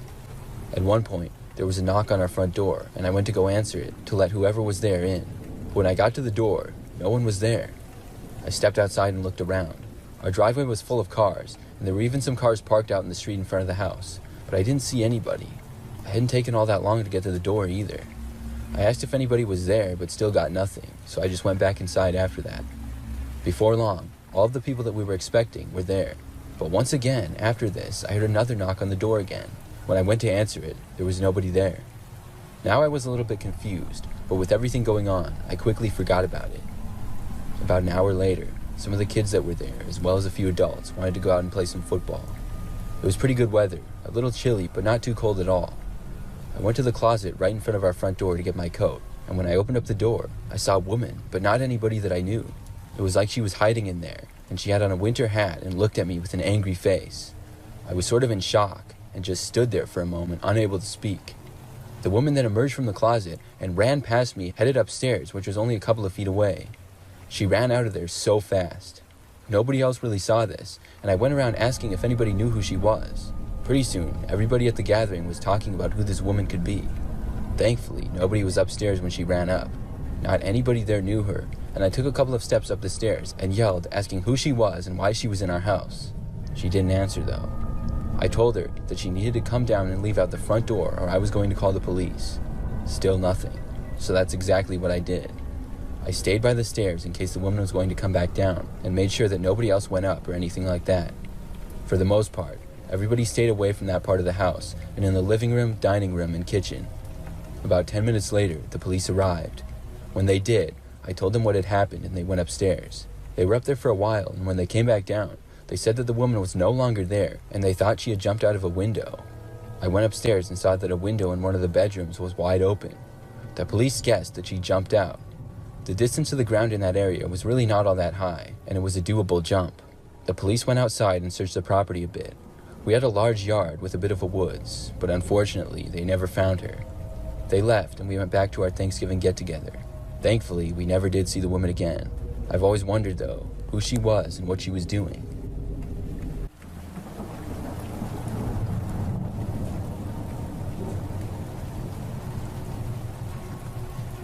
A few years ago, my wife and I were going to my parents' house for Thanksgiving. It is a tradition to go there, and my parents have a decent-sized house only about 10 or 15 minutes away from ours. Most of the way to get there is through mostly quiet and windy roads. I remember that we left in the late morning, and it was a very nice and sunny day. As we drove through the quiet roads, we were looking forward to seeing all the people that would be there. Aside from my parents, there would be lots of other extended family. However, when we had made it to within just a few minutes of my parents' place and were just outside of their neighborhood, something strange happened. We were driving past this dense wooded area to the right of the road. As we did, we saw up ahead this man seemingly come out of the woods and then walk out onto the road. He then stopped and was facing us, just standing there. The man appeared to be younger and was wearing a sweatshirt and jeans and had slightly longer hair. He also had a patchy-looking beard. It was a strange thing to see, and I had to slow down significantly after noticing him. My wife and I were wondering what he was doing. I came to a near stop, and that's when the man waved at me and then started walking over towards my driver's window. I remember that before I even rolled the window down or stopped completely, my wife saying not to let him in whatever he says because he looks sketchy. So the man was clearly trying to get my attention, and I stopped and I rolled down the window, wondering what he wanted. He said hi to us at first, and then asked us if we could give him a ride. He claimed that he just wanted to get to the gas station. There was one that was a little ways back down the road in the opposite direction. We weren't going that way though, and the guy did seem sketchy. I told him no, I couldn't do that. The man pleaded with me, saying that it was not very far, but I still said no. I did, however, ask if he had a phone, or if he wanted me to call somebody for him, but he declined. So at that point, with the man still standing there next to my driver's window, I started to drive away. I wondered what exactly he was doing. So we continued with the rest of the drive to my parents' house, which didn't take that much longer at all. After arriving, we went inside and started talking and hanging out with everyone. I remember asking a few people that got there after us if the man had stopped them in the road too, or if they had seen him. Nobody else said that they saw him though. As Thanksgiving went on, at one point, I was standing near the front side of the living room in my parents' house. I happened to notice out the window that a man was walking down the street, and it looked a lot like the same guy that we had seen earlier. He was walking very slowly, just kind of looking around like he was lost. But eventually, he made his way down the street and out of my sight, and I soon forgot about him. But later on, in the evening when it was now dark out, I remember hearing a knock at the door. People were wondering who it was, because everybody was already there who had been invited. Someone else walked over to the door and looked, but did not open it. I remember hearing that some random guy was standing there. My parents got called over, asking if they knew him, and I walked over as well, remembering the man I had seen earlier. When we all got to the window, it was sure enough the same man. I told him not to answer the door, saying that it was the sketchy guy who had asked me for a ride earlier. The man stood there at the doorstep for a few moments before turning to walk away, but he did not walk back towards the street. Instead, it looked as though he was starting to make his way to the back of the house. At that point, one of my uncles opened up the front door slightly and yelled at the guy, asking what he was doing. The man then stopped, turned around, and ran away back out into the street and quickly out of our sight, and for the rest of the night, we didn't see him at all. I really don't know who the guy was or what he was up to, but it was very sketchy indeed.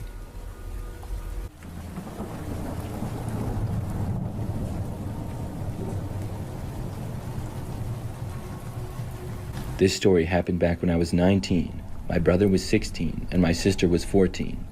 That year, like most other years, we went to my uncle's house for Thanksgiving. It was a tradition, and we would be there for most of the day. We'd leave our house sometime in the early afternoon, and then at my uncle's we would have turkey and watch football. A decent number of other people from my family would be there as well. There was lots of food, but we would eat really early at like 4 p.m. So I remember that night, after we left my uncle's house at about 9 p.m., My brother and I asked our parents to stop at McDonald's and get some food. Luckily, McDonald's was open because I don't think many other places were. My brother and I were starving, being active, growing young men and having not eaten for over 3 hours. My dad pulled into the parking lot and parked. It was near a shopping area, which was pretty busy now. Some stores were nearby, and a few of them had already opened for Black Friday shopping. My brother and I walked inside, and my parents and sister stayed in the car, saying that they didn't want anything. We saw that there was a decent amount of other people inside of the McDonald's. It wasn't packed, but busier than we expected. Soon we ordered the food and then stood around waiting. We were standing out of the way, kind of on the side, and out of nowhere, this guy came up to us. He had a gross beard that was messy, and the man overall looked somewhat disheveled. He stood right by me and didn't say anything to me at all. It was really weird, so I moved away a few steps. The man then moved closer.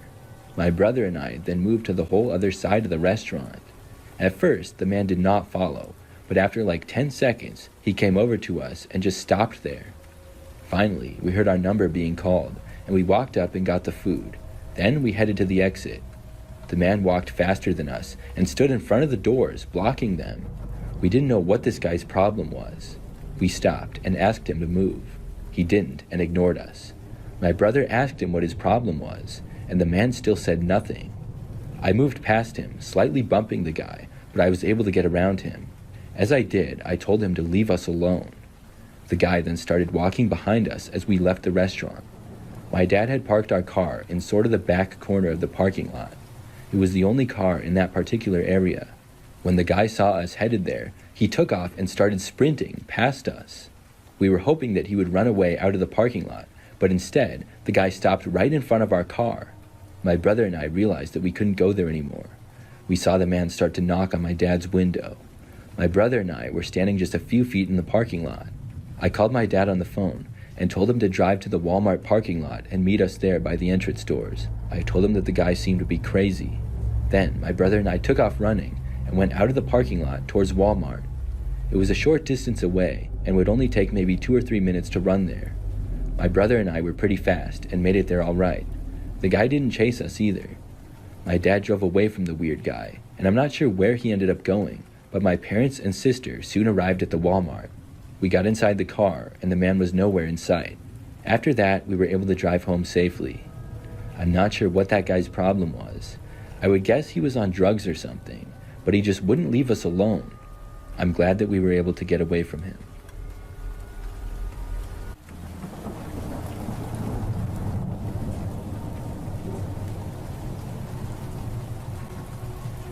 We always have Thanksgiving at my parents' house. It's normally just our immediate family, a pretty small gathering. 2 years ago, my sister Erin said that she was bringing her new boyfriend, Dylan. She'd only been dating him for about 2 months, but she said he was great, just a little shy. We all said sure, bring him. Mom cooked the usual turkey, mashed potatoes, and green bean casserole. Dad set up the folding table in the living room so we'd all fit. They showed up at about 4 p.m. Dylan was tall, maybe in his mid-30s, wearing a clean shirt and jeans. He looked normal enough. He shook everybody's hand. His grip was strong, but his smile felt forced. You could tell he was shy. We all sat down around 5. The first hour was fine. We talked about work, the weather, and small talk stuff, trying to incorporate Dylan. He didn't say much, just nodded and ate. He kept his eyes on his plate most of the time. When Dad asked him what he did for work, Dylan hesitated. He said something about construction, then added, for now, like he didn't want to talk about it. At one point, my mom offered him more turkey, and he said quietly, "No, that's enough." But the way he said it made the table go silent for a second, as it was a very commanding tone. It was after dessert that things started to feel strange. We were in the living room watching football. Dylan was sitting on the couch holding a glass of cider. Erin was next to him, leaning in close, talking softly. I couldn't hear what they were talking about, but I later found out from my sister that she was asking when she could meet his friends. Then he said loud enough for us to hear, "I told you I don't like people prying into things." The room went quiet again. Erin looked confused. "I'm not prying," she said. "I'm just asking." That's when he stood up fast. The cider spilled onto the carpet. My dad said, "Hey, take it easy." And I started to stand, but Dylan's face changed. His eyes looked cold, like he wasn't seeing us anymore. He started yelling and screaming, not really saying any words I could understand. He grabbed the coffee table and shoved it over. Erin screamed. Dad tried to step between them, but Dylan pushed him so hard he hit the wall. I don't even remember deciding to move. I grabbed my phone and ran towards the kitchen, calling 911. The dispatcher told me to stay on the line. Our whole family now was in the kitchen with me as I made the 911 call. Dylan was still out in the living room. Then there was a loud crash. He'd broken one of the dining chairs. He was going on a rampage, destroying stuff in our living room, breaking or knocking over anything he could reach. When the police came, he didn't fight. He just stood there shaking, and they took him out in handcuffs. Erin was crying so hard she couldn't talk. Later we found out he'd been in some kind of psychiatric program. He'd stopped taking his medication a few weeks before, but Erin didn't know. Thanksgiving has been a really weird holiday for our family now since that one 2 years ago.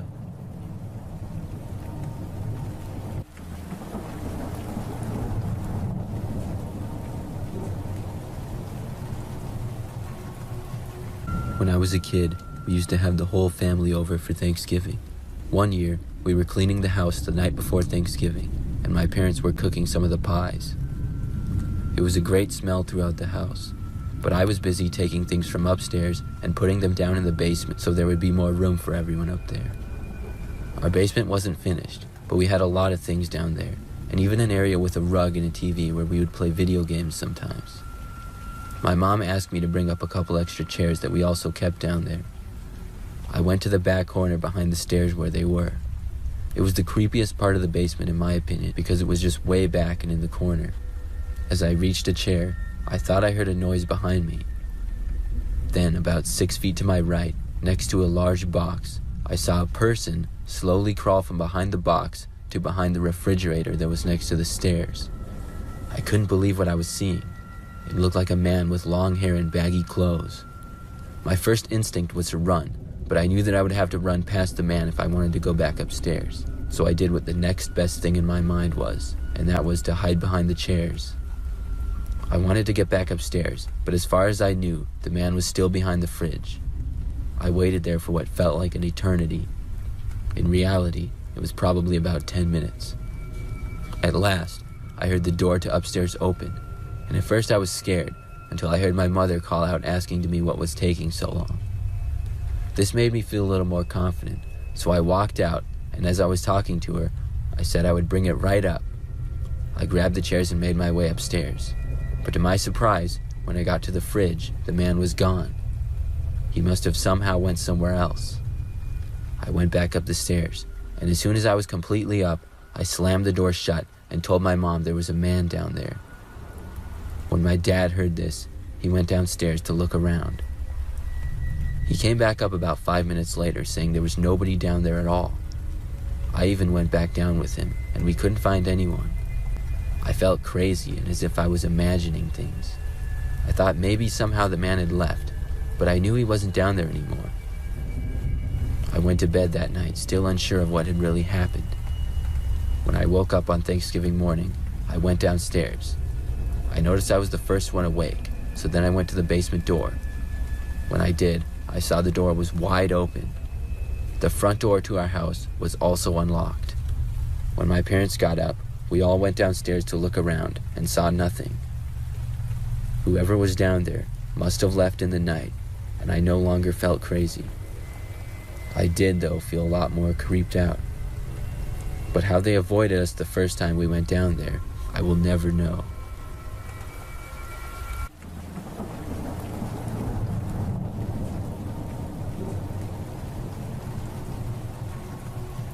This is something that happened back when I was a senior in high school. During that time, I worked a job at a local department store. I lived with my parents and brother in a decently populated neighborhood. I remember that we had off of school the day before Thanksgiving on Wednesday. Because of this, I worked earlier in the day so that I could get some extra hours and money. I got to work in the morning and got off of work at probably like 3 or 4 in the afternoon. Afterwards, my mom had asked me to stop and get a few things on the way back. I went to a local grocery store that was about 10 minutes away from our house. There were a few other stores and things nearby, so it was hard to even find a parking space. A lot of other people were there doing grocery shopping, and this was a busy time. When I got inside of the store, people were all over the place. I tried my best to find the things that my mom had asked me to get. It took a little while, but I was able to, and then I got into the back of one of the lines.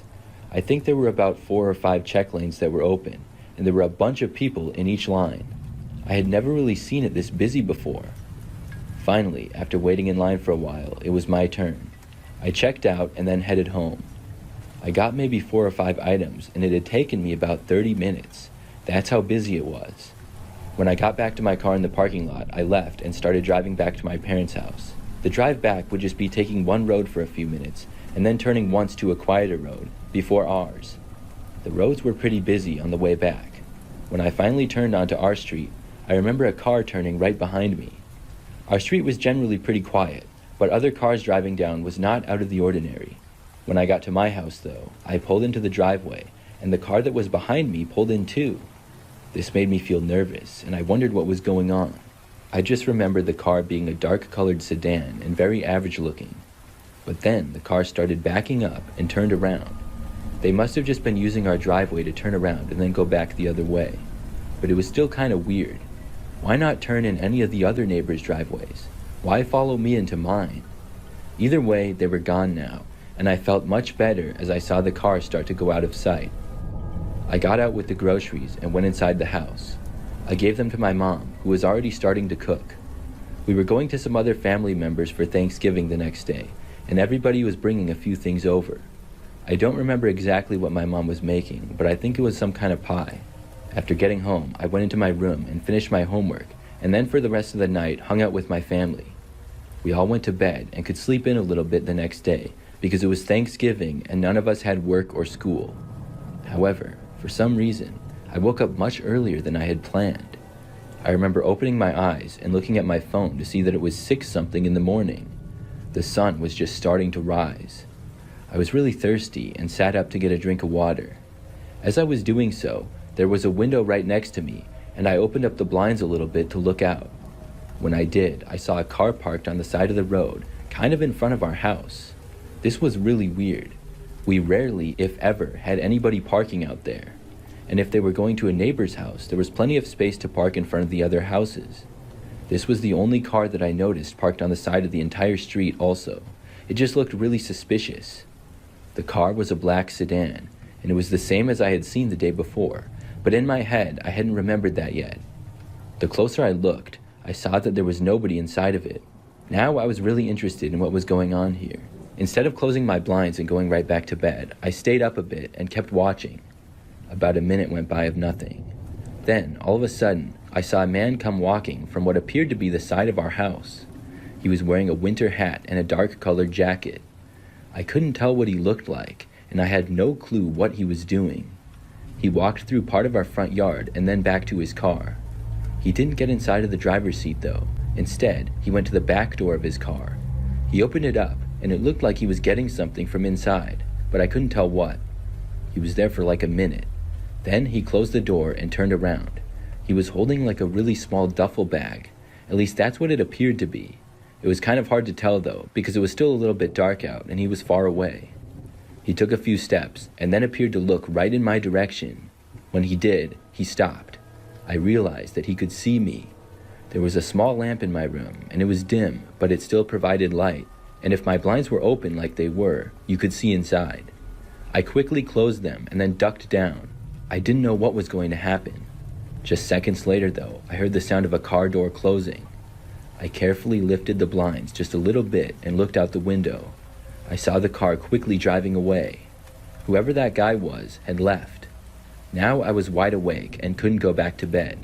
I got up, and when my parents got up as well, I told them all about it. We went outside and looked all around, but there was no signs of a break-in or anything. And after that day, we never saw the man or his car. I really don't know what was going on there. Maybe whatever he had planned on doing, after he realized I saw him, he decided not to. I really don't know, though. I'm just glad that he didn't come back.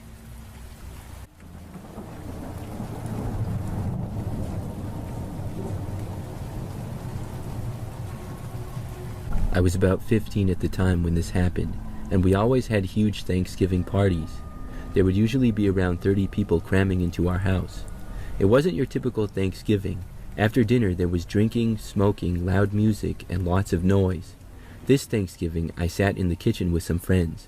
There was a door that led to our enclosed back porch that also held the staircase to the basement. We would keep tables on the porch that held food because our kitchen was small and everyone brought a dish.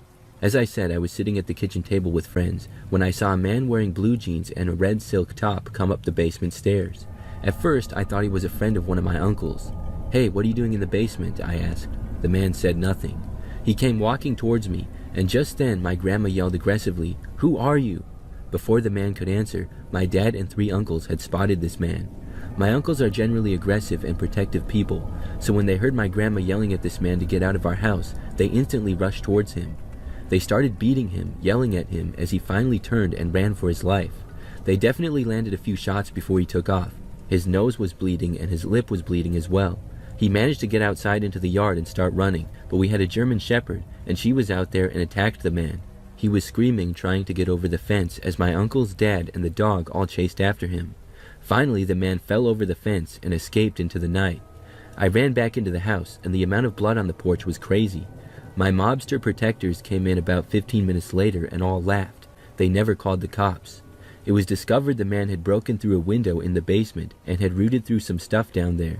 He was most likely a thief on his way upstairs to check out the rest of the house, thinking that he would blend in and not be noticed among the huge party. The only thing I know is that he will think twice about coming back to our house, and I'm certain that he will have some scars left from the German Shepherd who appeared to get a good bite or two of him.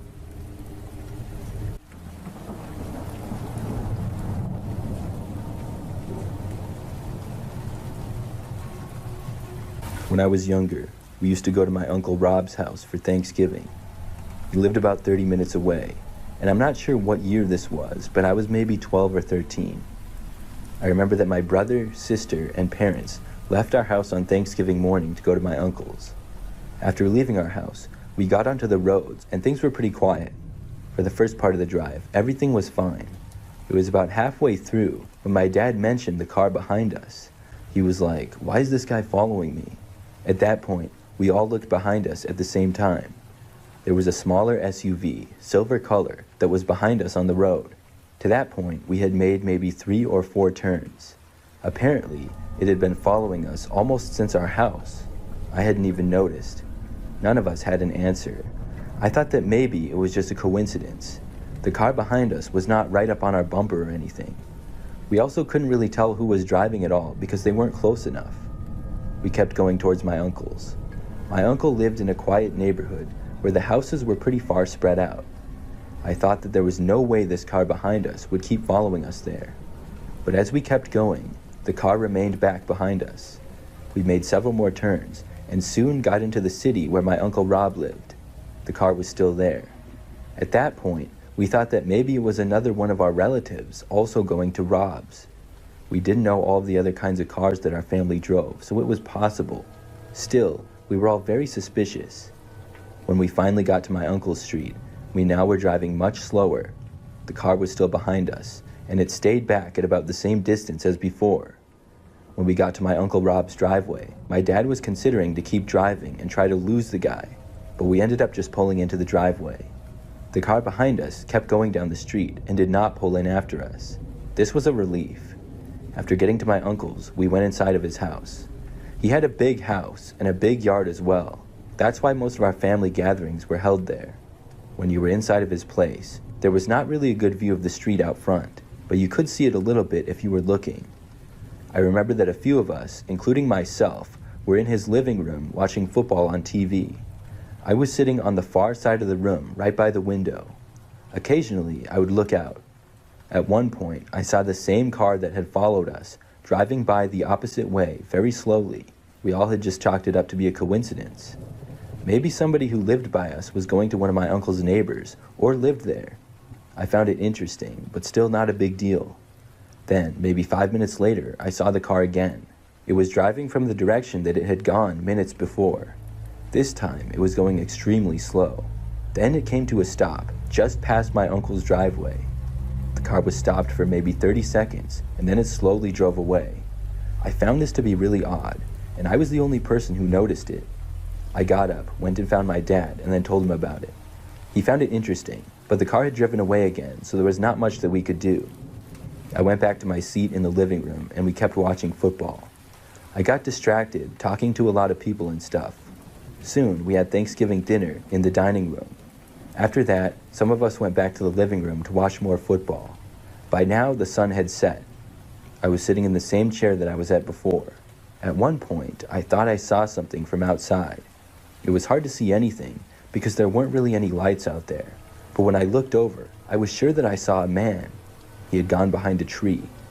I kept watching. A few seconds went by, and then this man ran out from the tree and went behind a bush about 20 feet away. I stood up from my chair and asked my cousin next to me if he had seen that. He had no clue what I was talking about. I started to tell him what I had just seen, and in that moment, somebody tried to open the back door to the house, which was right between the living room that we were in and the end of the kitchen. Thankfully, the door was locked. One of my uncles sitting in the living room sat up and said, "Did somebody go outside?" Nobody had gone outside. We were just looking at each other, confused. Then, one of my uncles got up and walked over to the window next to the door. He looked out of it, and he said that he saw a guy running away. He opened up the door and started to go outside. I looked back out the window that I was near, and then saw the man running behind another tree farther away. By now, everybody was standing and looking out windows and talking to each other about what was happening. Then I saw the car again. It drove away rather quickly down the street. Several people, including myself, went outside, even though it was pretty cold. We searched around the property a little bit, but the guy was gone.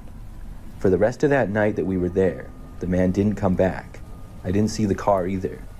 My family left some time later and weren't followed or anything home. To this day, I still wonder who that was, why he followed us, and why he was prowling around my uncle's yard.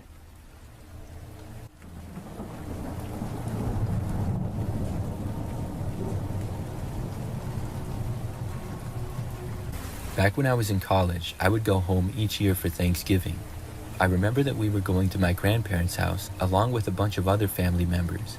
But beforehand, I went to visit one of my friends from high school on Wednesday, the day before Thanksgiving. My mom texted me when I was on the way back, asking if I could pick up a few things at the supermarket. So I stopped at the one that was closest to our house. By now, it was about 6 p.m. or so. When I got there, it was extremely busy. I parked at the far back end of the parking lot because of this, and then I walked inside. I didn't have to get that much stuff, just a few items, but I didn't really know where they were. I remember walking around the store, and at one point, despite it being very crowded, I noticed this one woman staring at me. It was really strange to say the least. She was just standing sort of on the edge of the store near the frozen food, and just looking at me like a laser. I did not know why, because I certainly did not recognize her at all. I looked away and continued with the shopping. When I was at another part of the store completely, I saw the woman again. She was once more seeming to be doing nothing but staring in my direction. I found this very odd, but I did not want to go confront her or anything. I tried to just stick with my shopping list. The store was very crowded, so it took me a while to get everything, but I soon did. Then I went to the front of the store, waited in line, and then checked out. In this time period, I did not see the lady who had been staring at me. Then I left the store and walked out to my car in the parking lot. I put the groceries in the back and then got inside the driver's door. It was shortly after getting in and right after I started my engine when I heard a knock at the front passenger's window.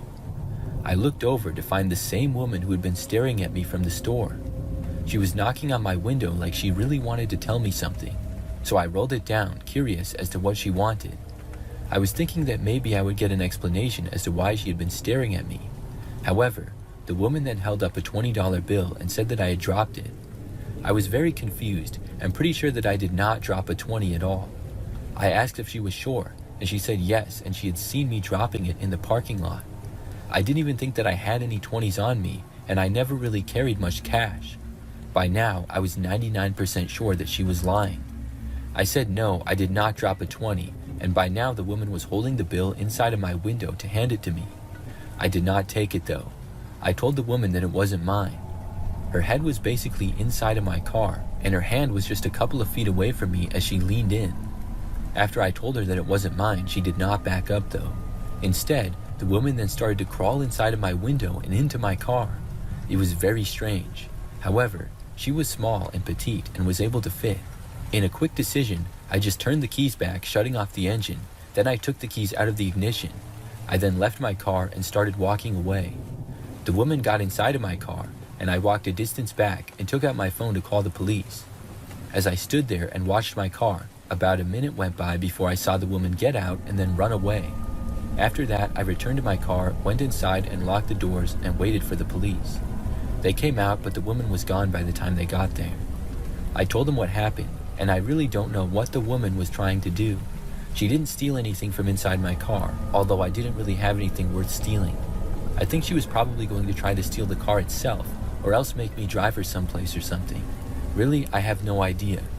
After that, though, I went home, and I have not seen the woman since.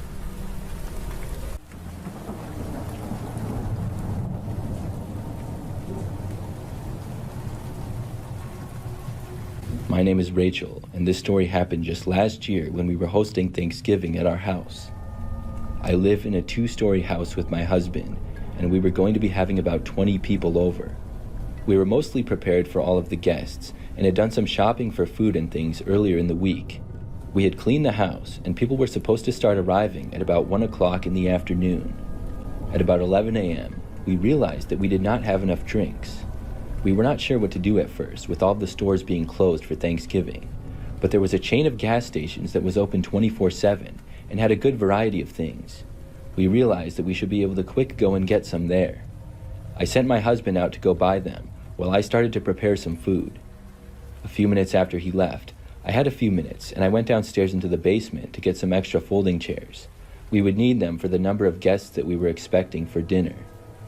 As I was downstairs, trying to see how many of these chairs I could pick up at once, I heard the front door to our house open and close. My husband definitely was not back so soon, and if this was him, I expected him to say something. I realized that some of our guests must have come early, but they weren't supposed to show up for almost 2 hours. With a chair in each hand, I started to walk up the staircase, but a few steps in, and I heard whoever had come inside the house was now walking upstairs to the 2nd floor. Plus, they hadn't said anything at all. Now, if this was one of our guests, they wouldn't just walk upstairs, and they would likely call out saying hi or something. I suddenly got a really bad feeling. I took out my phone and texted my husband, asking him if he had just entered the house. He responded quickly, telling me that he had just arrived at the gas station. My bad feeling got worse. Somebody was inside of our house and had gone upstairs. My husband told me that he was on his way back, which made me feel slightly better, but I knew it would still be a few minutes.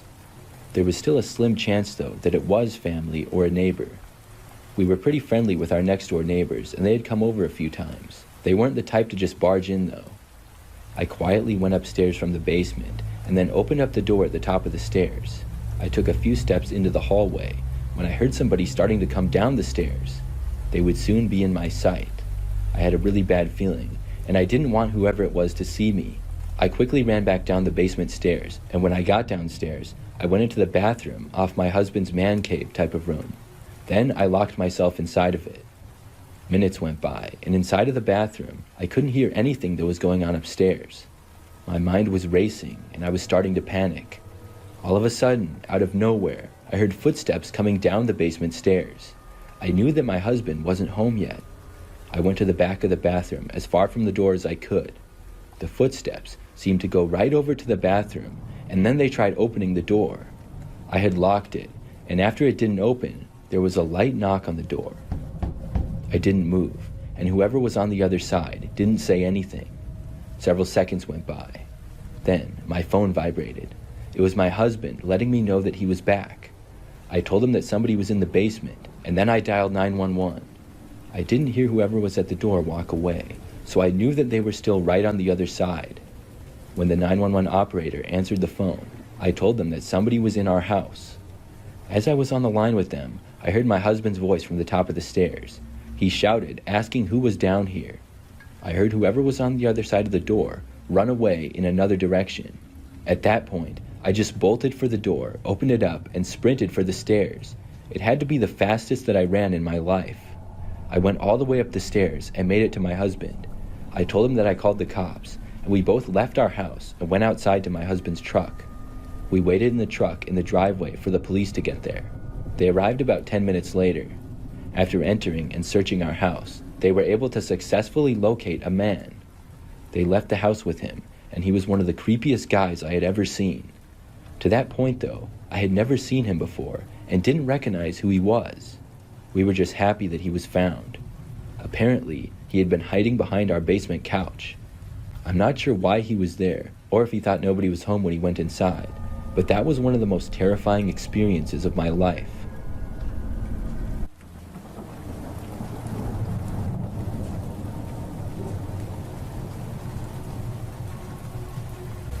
Thanksgiving had always been a family affair at my grandparents' small farm. As a teenager, I found the gatherings increasingly boring each year.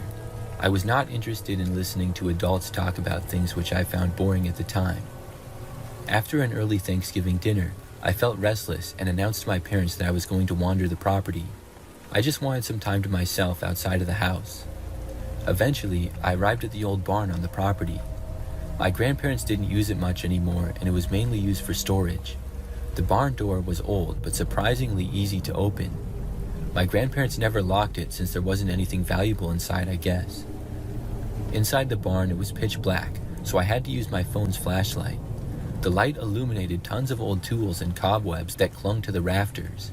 I was starting to enjoy myself as it was fun and spooky exploring the old barn. On a workbench lay a small hatchet. It was an old metal rusty one covered in dried blood. They don't have animals on the farm currently, but I recalled how my grandparents used to butcher animals on the farm. It didn't feel unusual to see such a tool here, even though the blood made me uneasy. I kept exploring the barn, and eventually made my way up the stairs to the loft. It was mostly just old hay up there, and I was about to turn back down the stairs when I stepped on something under the hay. As I moved some hay to the side with my foot, what I discovered almost made me tumble backwards down the stairs. I'd uncovered the empty eye sockets of a long dead corpse staring blankly at me. I sprinted back into the house, interrupting the conversation and telling everybody what I had found in the barn. After my dad and uncle came out with me to confirm it, my grandparents called the sheriff. The body had been there for about 3 years with multiple hatchet wounds, an investigation revealed. The realization hit me hard. I had picked up and touched the murder weapon earlier when I was checking out the old tools. My grandparents were in shock that they had lived on the farm for a few years without knowing that somebody was dead in their barn.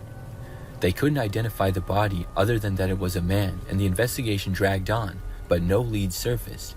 To this day, nobody knows who killed him or why.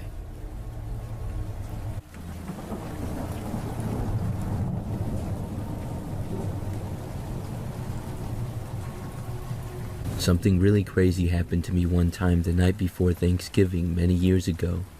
I was going to be doing a lot of cooking for Thanksgiving and had been planning it all out. I had to go to the grocery store several times in the days leading up to it. The day before Thanksgiving, though, I realized I had forgot one ingredient. Somehow I had forgotten it, but it was very important.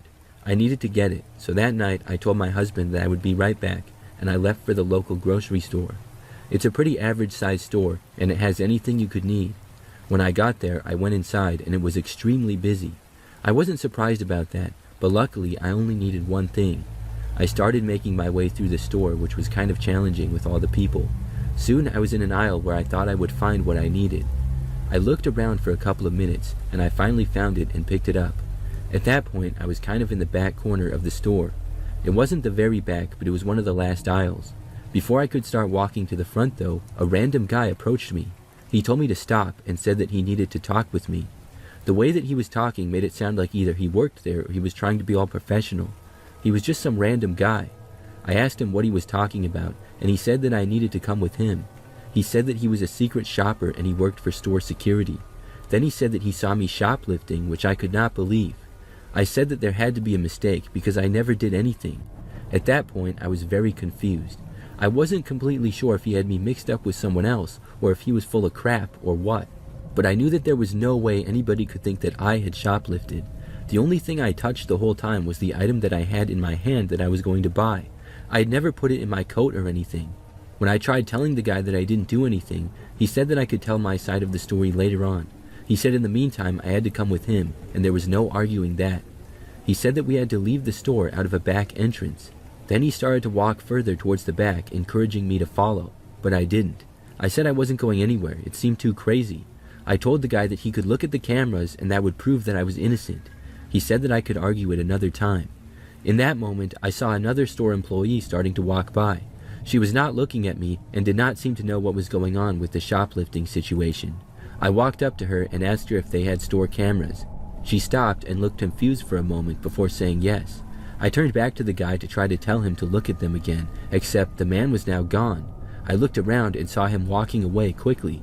This was strange. Now all of a sudden he was just letting it go? The employee of the store wearing the store uniform asked me why I wanted to know if there was cameras. I told her because that guy said I was shoplifting and I wasn't. As I was telling her that, I was pointing at the guy, who just went out of sight and went around a corner, so we couldn't see him anymore. The woman asked me who, not seeing the man, and I told her that he was gone now, but he said he was store security or something. The woman said that she had no idea who I was talking about and wasn't aware of a security guy. I asked her if I could just check out and leave then, and she said yes. Then she walked away and I felt much better, so I started heading towards the front of the store to check out. When I had made it about halfway there, I felt someone grab my shoulder from behind. I turned around and looked, and it was the same guy. He said that I was not allowed to leave and I had to go with him. He said that if I tried to get away from him again, I could be arrested. I told him that the lady working there said I could go. I also told him that she had no idea who he was. The man claimed that was because he was a plainclothes secret shopper, and because he was a secret shopper, most of the employees didn't even know that he worked there. He said that was to prevent employee theft as well. His story sort of made sense, but I still wasn't buying it. This guy just reeked of BS. I asked him if I could see some credentials, and he said yes after we left the store. He kept trying to usher me to the back to leave. But really, he was just seeming more and more sketchy to me. I continued to walk to the front of the store. The closer we got to the registers, the angrier the man got. He was borderline yelling at me. I told him to call the police. I didn't care. He didn't want to do that though, which seemed even more suspicious. He claimed that was because it would make everything worse and that I would get a felony, and he was trying to help me. However, when we got to the checkouts, there were more employees around. As soon as I got near them again, the man turned and walked away. I got in line and he was quickly out of my sight. I wasn't buying that the guy worked there in any capacity at all. He was totally unprofessional and saying stuff that didn't make any sense. When it was my turn to check out with the one item that I had, I reported the guy. Soon after, a manager came over and I reported the whole situation to him. I was told that the man did not work for the store and they would look for him. I was also told that I was not under any suspicion of shoplifting and I was free to leave. It was a big relief, and I left the store and then walked out to my car in the parking lot. When I got inside my car, before driving away, I saw the man come driving up really quickly. He stopped in his car sort of in front of me. I realized the same guy was driving. His car was just stopped sort of blocking mine for a few seconds. He wasn't looking at me, which was strange, but he seemed to know that he was blocking my way of leaving. I rolled down my window and yelled loudly that I was calling the police and that if he tried to follow me, I was going straight to the cops. He continued to sit there for about 10 more seconds, and then very quickly he drove off, screeching the tires. I left and went home, and thankfully was not followed or anything. When I got back, my husband asked me why it took so long for me to get just one thing. I told him the crazy story. Looking back, I'm not sure why the guy kept messing with me. My only thought is that possibly he was going to try to kidnap me or something. That's maybe why he kept wanting to leave out the back. And it's also crazy how I saw him again in the parking lot. I'm glad that I never saw him again after that.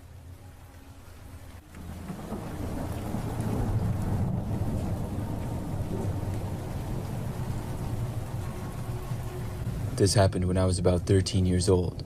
I remember that year for Thanksgiving, we were going to be having it at our house. People were going to start coming over in the afternoon, and my parents were up late preparing food the night before, and my sister and I were helping clean the house. We had a 2-story house, and all of the bedrooms were upstairs. Downstairs was the main living room, the kitchen, dining room, and a few others. Our house was sort of big, and it was a good place to have a bunch of people over. I remember that before going to bed, my parents mentioned how they had to get up early to get more foods ready for the day. After we had all gone to bed, and the next morning came, I was woken up by my mom. She told me that both her and my dad were going to go to the store quick to buy a couple of last-minute ingredients that they hadn't realized they were out of. I was really groggy from my sleep and being interrupted. It must have been like 7 a.m. or so. I remember my mom saying she just wanted to let me know and they would be back soon, then she left. I instantly turned over and fell back asleep. Probably like 30 minutes later or so, my alarm went off and I woke up. I was a little bit more rested and awake now. I got out of bed and into the hallway to use the bathroom. When I did, I noticed that my sister's bedroom door was open and she didn't appear to be inside of it. I could sort of hear the TV playing downstairs and I figured that she was already up. I used the bathroom and then went downstairs. It was clean and the sunlight lit up most of the space. In the living room, the TV was playing and on the Thanksgiving Day parade. I looked around for my sister, but she was nowhere to be seen. I went into the kitchen, but she wasn't there either. I guess maybe she had gone with my parents to the store, and I returned to the living room towards the couch. Then I heard a noise. It sounded like a whisper. I got really startled, and then I heard it again. It was my sister's voice, and it sounded like she was behind the couch. I looked behind it and saw her. She was all crouched up into almost a ball and looked terrified. She just whispered to me that there was a man in the house and told me to hide. I quickly went behind a sort of lazy boy chair that was next to the couch in the living room.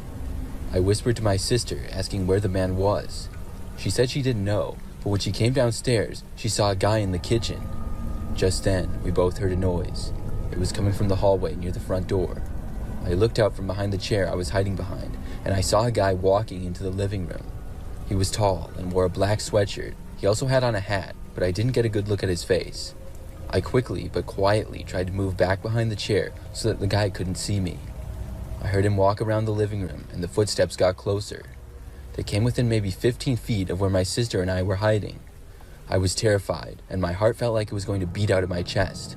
It's a good thing the TV was playing, or I feel like the man would have definitely heard us. I heard him walk farther away and seemingly into the kitchen. The kitchen was farther away from the front door. I felt like maybe my sister and I could get away if the man was in there. I whispered to my sister and told her to follow me. We counted to 3 and then got out and ran as fast and also as quietly as we could to the front door. The area the man was in the kitchen was sort of blocked off from seeing us. We didn't look back to see if he heard us or saw us. When we made it to the front door, I unlocked it and opened it as fast as I could. Then we both rushed out the door and into the driveway. Right after we got outside, we saw our parents' car driving down the street and pulling in. It was great to see, and we both ran out to them. They barely had a chance to get in the driveway and seemed really confused to see us running out of the house. We got inside the back seats of the car and told them about seeing a guy inside the house. They ended up calling the police from the car as we sat in the driveway. We drove down the street a little ways because my sister didn't feel safe even being in the driveway. The police showed up pretty quickly. When they did, they entered the house and emerged roughly 10 minutes later with the man. It was a huge relief to see that he was caught. Apparently, they found him hiding upstairs in my bedroom closet. That part of it really freaked me out. I'm so glad that I got up when I did. I guess when my parents left, they forgot to lock the door that led from the garage to the house because the front door was locked when I went outside and the door to the garage wasn't. But how the guy got inside our garage in the first place, we never really found out.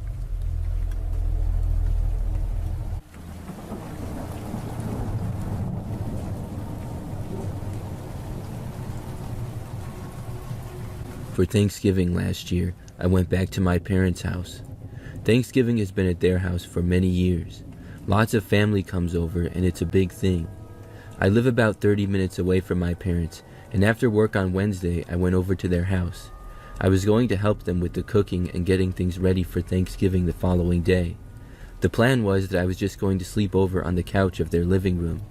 I would occasionally do that sometimes when I would stay at my parents' house really late, and I was too lazy to drive back. My parents' house is pretty nice, and the couch is very comfortable as well. So anyways, when I got there, I helped them finish cleaning the house. Then we got to baking desserts and other foods that would be for Thanksgiving. This went on into the night, and we were in the kitchen, which is at the back of the house. Things were kind of loud when we were in there because we were cooking and stuff. We were also talking and had the TV on, so there was all kinds of noise. But despite all this, several times we thought that we heard noises coming from outside. Right past the kitchen at the back of the house, there's a sliding glass door leading out to the patio. Back there is some tables and chairs, but also a few bushes and trees.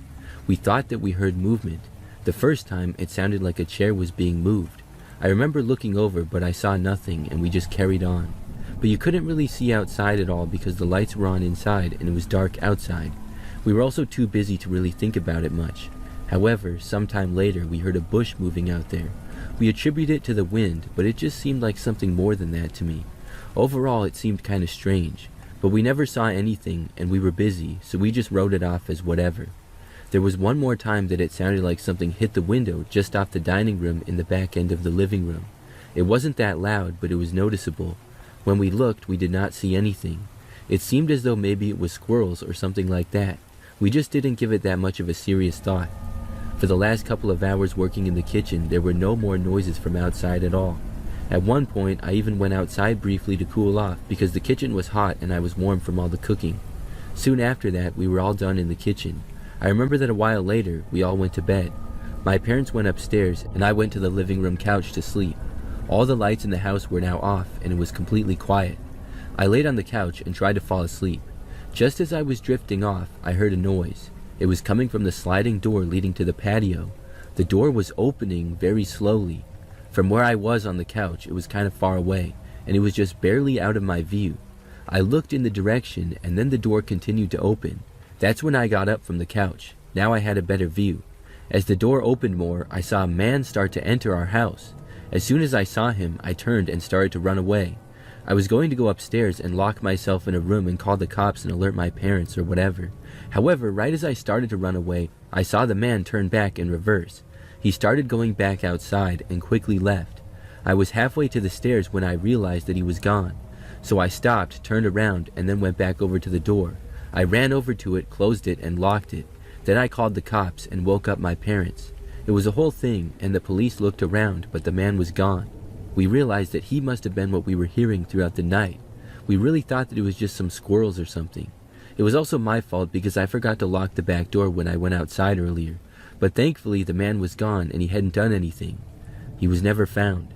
I'm glad that I was not asleep yet when he entered the house, or who knows what could have happened.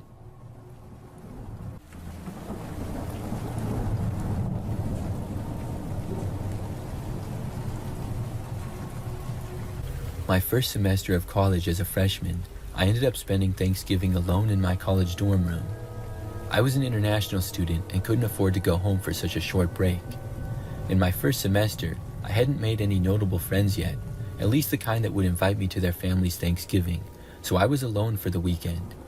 The campus was empty as most people had gone home, and the silence in my room felt heavier as the holiday approached. Thanksgiving night, I was really bored. I considered ordering takeout, but I had been alone in my room all day, so I wanted to get out for a bit. There was a small Chinese restaurant a few blocks from campus that I had been meaning to try, and it was one of the few places open for the holiday. I took a short walk through the cold and snow. The food was good, and I'm glad I decided to eat there since I could take some extra time to hang out in my booth and just be out of my dorm room. While I was at the restaurant, I was on my phone for a good chunk after I had finished eating, and I didn't notice much going on around me. However, after leaving and starting my walk back to my dorm, I found out someone seemed to be following me. I don't know if they were in the restaurant with me or just from the street outside, but I was scared and walked as fast as I could without actually running to get back to my dorm. When I got there, I sprinted up the stairs to my dorm room, fumbled with my key card, and was able to slam the door shut before the guy could get into the building. The man stood in the foyer of the building, pretending like he was only there to get warm. I had made it back though, and I felt safe, especially after going to my room and locking the door. Hours passed as I studied and watched stuff on my laptop, but around midnight, I heard my doorknob jiggle in an attempt to open, and then there was a knock at my door. I checked through the peephole and saw the same man who had been following me from before. He must have found a way into the building, but there was no way to know which door was mine. I even took all my name tags off my door. I just pretended like I wasn't inside, and eventually he went away. As soon as I left, I called campus security, alerting them that I thought the guy wasn't supposed to be in there. A bit later, I heard a commotion down the hall from my room, and I had to step out and see what was going on. 2 campus security officers had wrestled the same guy from before down to the ground outside of a student's door. There was also a student who appeared to be okay for the most part, with some blood coming from somewhere on their face. After they detained the man, I ended up getting the full story from one of the officers who had now arrived. Apparently, the man had been going around trying all the doors to see if any were open and knocking to see if somebody would open up. He ended up finding another student's door open and proceeded to enter and began physically assaulting the kid, but campus security was able to detain him before it got too out of hand. I'm just glad that I had decided to notify campus security about the man and that I locked my door also. Definitely not how I expected my Thanksgiving night alone in the dorms to go.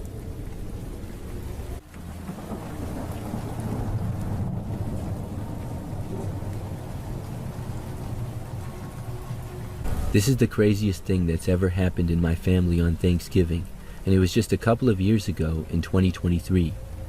My family has a very strong tradition for Thanksgiving that's been going on for many years. We live in Detroit, and if you're a football fan, you probably know that the Detroit Lions play football every Thanksgiving Day. The game starts at 12:30 p.m., and it's always a home game in Detroit. This has been going on for many, many years. Starting with my grandfather, he used to have season tickets to the Lions, and then my uncle did as well. My dad would go to a lot of games also, and starting in the 1990s, we would always go to the Thanksgiving game. It became a group of us, up to 20 people, most of them family members, and sometimes we would bring friends as well. We usually sit in the same area and we carpool to the game. Most of our family lives just outside of Detroit, and we're only like 15 minutes from the stadium. So the tradition is to go to the game, and then afterwards we all go to my uncle's place and have turkey and watch the Cowboys game. A couple of years ago we went to the game as normal. We went there in 4 different cars, all packed full. I don't remember all the people that went, but there was a lot of us. Not everyone in the family goes, but I know that I was there with my wife, and my brother, dad, and uncles were there as well. So fast forward through the game, we lost again for like the 10th year in a row, but it was still a great time. Anyways, when the game was over, everybody was leaving the stadium. Ford Field, where the Lions play, is in downtown Detroit, but kind of on the edge of it, so there's a lot of places to park, but sometimes it's a bit of a walk. After the game, there's just a massive crowd of people pretty much all leaving at once. They'll walk through the city to wherever they parked, and it's easy to get lost from the group in this time, and every year we seem to. But we always find our way back to the cars and then leave. That year in particular, I did not have driving duties, so I was more relaxed. My wife and I walked back to where our car was without a problem, which my brother was driving. We were the first to get there, and soon enough, everybody else did. The car was a large SUV with 3 rows of seats, so there were 7 of us total in there. Some people I guess changed who they were going with, because it was a different group than we went to the game with, and everybody else had parked in different spots. The reason for that is because it's very hard to find parking close to the stadium on game days, and everybody has their own preferences of lots. Anyways, everyone soon called and confirmed that we had all the people. Well, I remember that there was this one guy sitting in the back of our car who I didn't recognize. I literally had no idea who he was. He was sitting next to my cousin Elise and her boyfriend James. For some reason, I assumed that he must be the friend of them, because James was sitting next to him and I was sure that they were talking. Then the guy put up the hood of his coat and I remember put in headphones and sort of looked like he was going to go to sleep or something. I didn't bother to ask who the guy was. Then we just left. No one questioned the man at all. We went back to where the Thanksgiving gathering was at my uncle's. Most of my family lives near the Indian Village area in Detroit, which is not that far away. So we all arrived back, and some people were already inside at my uncle's house. His place is pretty nice, and the house is large with 2 floors and a basement. We all left the car, including the guy that I had never seen before. Then we all went inside. When we did, I remember watching the guy, and he went right over to the stairs and walked up them. Nobody else seemed to really notice, because he was kind of slick with it. It just struck me as really odd though. He didn't talk to anyone and just made a beeline for upstairs. Nobody seemed to be questioning who he was, but to be fair, there was a ton of people there. It's not uncommon that a family friend joins us to the game who's not always there, or joins us for Thanksgiving. Still, something seemed off to me. I mentioned it to my wife, and she said that she was also wondering who the heck that guy was. I said I assumed he was James's friend, and she said that's what she thought too, because he seemed to be talking to James. So we went over to him and asked him who his friend was. James said, quote, "I have no idea. I was wondering who he was and why he was sitting in the car with us." When he said that, I was shocked. Now, James was pretty new to the family with dating Elise, and it was only his 3rd Thanksgiving with us, so it's easy to see how he assumed the guy must have known us. I started going around and asking people, does anyone know who that guy was that went upstairs? Nobody knew who on earth I was talking about. I was describing him, and everybody thought that I was making it up as a joke. For a moment, I felt like I was in the Twilight Zone, but eventually a few of us decided to go upstairs and confront the guy. He hadn't come back down yet, and it had been a good 5 to 10 minutes, and there was no reason to go upstairs anyways. There was nobody else up there, as there were only bedrooms up there, and the whole Thanksgiving gathering was on the main floor. So me and my brother decided to go upstairs. We walked up there, and when we did, at first we heard nothing and we didn't see the guy. There was a long hallway and we started to walk down it. Soon we heard footsteps. We called out asking who the guy was and why he was up there. There was no response. We heard some noises coming from one of the bedrooms. So we got to the door and then we opened it. When we did, we saw the guy. We asked him who he was immediately and what he was doing. He did not answer. He was standing at the opposite end of the room and by the window. The next thing I knew, he quickly opened the window and literally jumped out of it to make his escape. It wasn't that high up, but still kind of far to jump it. We ran over and the guy had landed all right and he was now running through my uncle's backyard. He quickly left and took off into someone else's backyard. Very quickly, he was out of sight. We went back downstairs and reported what happened, and some people said they had seen him running away. My uncle went upstairs and soon after came back down and said the man appeared to have stolen a few things, so we called the cops and reported it. It was really crazy. That made for one of the most interesting Thanksgivings to date for us. I don't know why the man decided to go back with us. Was he at the game, or was he just walking around on the street and saw an opportunity?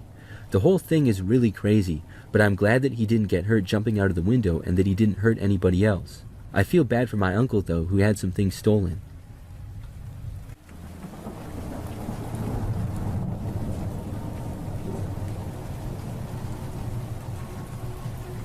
This happened back when I was a kid, and the year was 2003.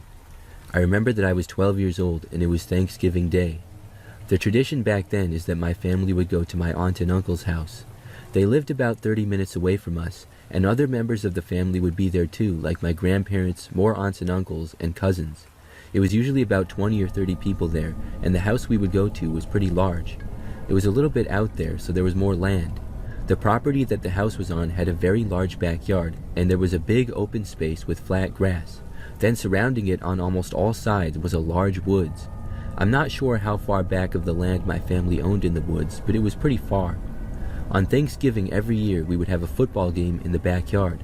Usually about 10 or 15 people would play in it, and most of the rest of the people would watch. A few would stay inside, but it was overall a pretty big deal. I was just old enough that I had recently started to be able to play in the big game. I was really into sports as a kid, and so I loved to go outside. I was really excited about the football game that year. We got there that year, and everybody hung out inside for a while. After about an hour or two, I decided to go outside early for the game because I was anticipating it starting soon. I left the house out the front door and was going to walk around to the back. However, as soon as I got outside, I saw this guy in the driveway. He was standing next to one of the cars, and there were a bunch of cars parked there. The driveway was next to the house, and it was pretty wide. There was also a thick amount of trees between the driveway and the next door neighbor's property. When the man saw me, he turned around and started walking away. I didn't know whose car was whose other than a couple of people's, but it seemed to me like the man was trying to get into a car. I assumed at first that the car that he was at was his, but I also had no clue who this man was. It seemed sort of suspicious how he walked away as soon as he saw me though. And the man did not walk to the end of the driveway, and he didn't go inside either, but he walked into the trees instead. That also seemed pretty strange, and neither me nor him said anything to each other.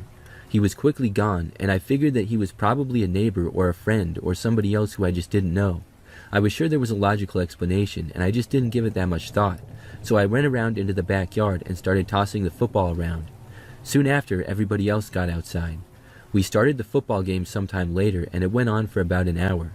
At one point during the game, I was on the sideline looking around. For some reason, I looked over to the woods.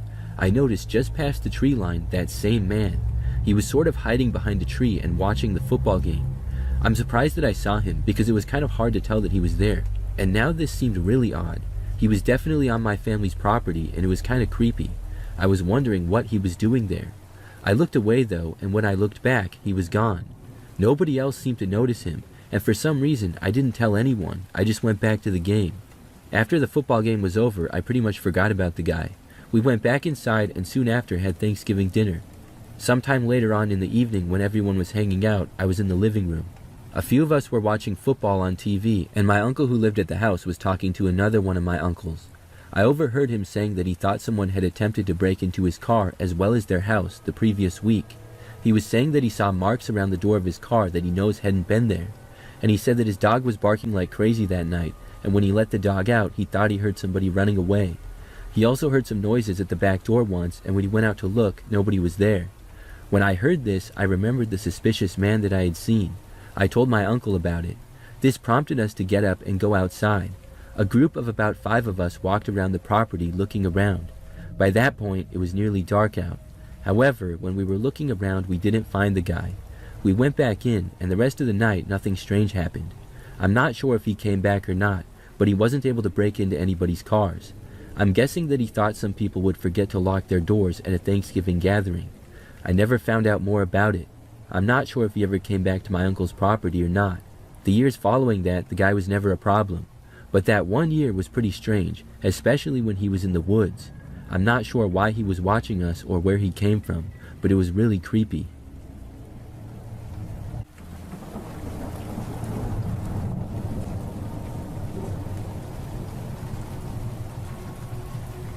I am a 25-year-old guy. A few Thanksgivings back, when I was still in college, my family was hosting Thanksgiving at our house like we always did. Typically, about 15 to 20 family members would all come over to our house. Before dinner, we hung out, had football on the TV, and had some snacks out. My older sister had just recently got engaged to her now husband Mark, and I've always been a bit of an amateur photographer, so the three of us went outside to take some photos. It was a perfect day and time for photographs because it had just begun to lightly snow and the sun was sort of peeking out of the clouds. It looked pretty cool. We went out to our backyard, which was fairly large. There was several acres of land back there with a shed and a pretty big woods. We went to the entrance of the woods, which was kind of our family photo spot, and I began taking pictures of them. We went to several other places in the yard and were outside for about 20 minutes and then came back inside. We looked over the photos briefly and then it was time for dinner, where we had turkey and potatoes and all that good stuff. A little later that night, when we were all relaxing and watching some football, we decided to go over the photos again with a couple of my aunts to see. I have to admit that most of the photos were really good, but when we got to the ones in front of the woods, we noticed something. In 3 photos, in the window of the shed in the background, we could see what appeared to be a man's face looking at the camera.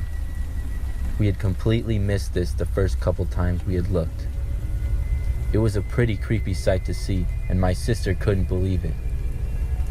We weren't able to make out much details of the man because of how far away he was, but we could only see his head in the window. We showed the pictures to my dad, who decided to go out to the shed with 2 of my uncles.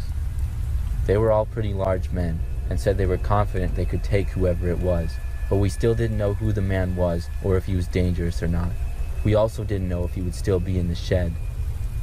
Many of us watched from the window as my dad and 2 uncles walked out of our house towards the shed. When they got there, they opened the door, and I saw all 3 of them go inside. Then we saw briefly a man run out and try to hit one of my uncles, but was soon overpowered and shoved back into the shed. My dad and uncles then shut the door and all stood in front of it to block it. They signaled to us that the man was still in fact inside and yelled for us to call the police while they held the door shut so the man couldn't escape. My aunt had already called the police, and about 5 minutes later, they showed up and arrested the man. He was a dirty-looking guy who for some reason had wandered into our yard and decided to live in our shed for a whole 2 days. It made for a very memorable Thanksgiving.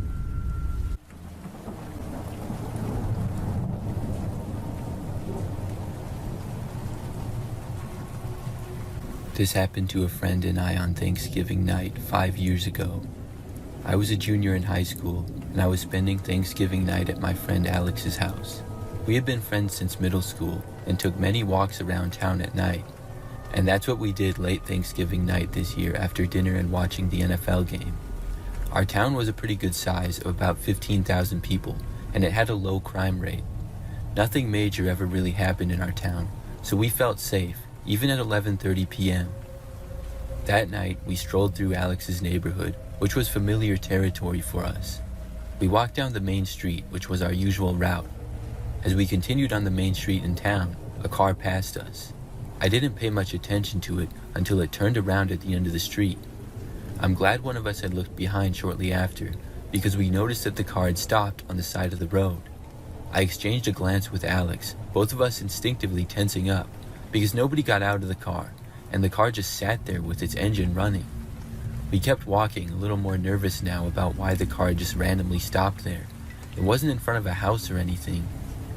After a bit, the car suddenly started moving again, but this time it was speeding in reverse towards us. We both started to panic and jumped into the woods to our left, which wasn't that big of a forest, but it was pretty thick in there. We had run only about 15 feet into the thick woods by the time the car had gotten to our location, so we stopped moving and looked back through the branches and leaves to watch and stay quiet. The passenger side door of the car swung open, and a man stepped out. I didn't get a good look at him because once again it was really thick woods and there were tons of branches and leaves in the way. In the dim light though, I could see that he hesitated and scanned the woods from the sidewalk, perhaps searching for us. For a moment, he seemed to consider chasing us, but then he turned and got back into the car. The car eventually backed out of the area and drove away.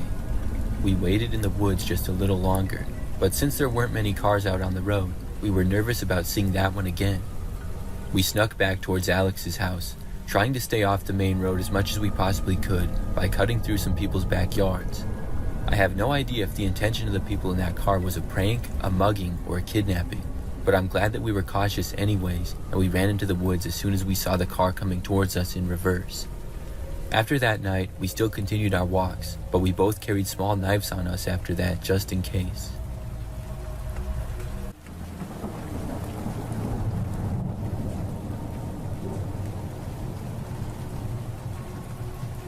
This happened 3 years ago in 2022. It was Thanksgiving week, and my daughter's boyfriend had invited us over to his family's house to spend Thanksgiving there. There wasn't much space in the house, so my daughters and I had to stay in the basement. The only people who lived in the house besides my daughter's boyfriend were his grandmother, his sister, and her husband. A few more family members were supposed to be staying over as well, but since we came late that night, I didn't get to meet any of them. We stayed the first night in the house, and it was finally Thanksgiving morning. I normally wake up pretty early, so I was up at 7 a.m. I was the only one awake in the house. I went upstairs to the kitchen and sat on a chair in the kitchen. I sat for a bit just drinking some coffee and relaxing before the day began. As I was drinking my coffee, I saw a cute little boy coming downstairs. He was in his pajamas and came down to the fridge to get something to drink. I smiled at him and watched him go back upstairs. I remember thinking about how adorable he was. Well, later that day, everyone got ready and went into the kitchen and living room as we began our Thanksgiving celebration. Everybody was together and having a great time, and that's when I decided to ask out loud, "Hey, where's the cute little boy that I saw earlier this morning?" I was instantly pulled aside by the grandma of the family. She looked at me in shock and said, "Shh, careful, my daughter doesn't hear you." The grandma explained to me how her daughter's son, her grandson, died in front of the house a few years ago. He got hit by a car. Grandma told me that she sees him sometimes too, but nobody believes her. My heart instantly dropped as I couldn't believe what I had just heard. After hearing that, I couldn't help but have a weird feeling for the rest of the time that I was in that house. Later that night, my daughter and her boyfriend went upstairs to get some yogurt from the fridge. She specifically remembered grabbing a strawberry yogurt and putting back a banana yogurt she had grabbed. As they headed back down to the basement, their hearts dropped as they noticed that the banana yogurt was placed on their bed. We felt super uneasy about this. Thankfully, we ended up going home the next day, but I'll never forget how crazy those 2 days were.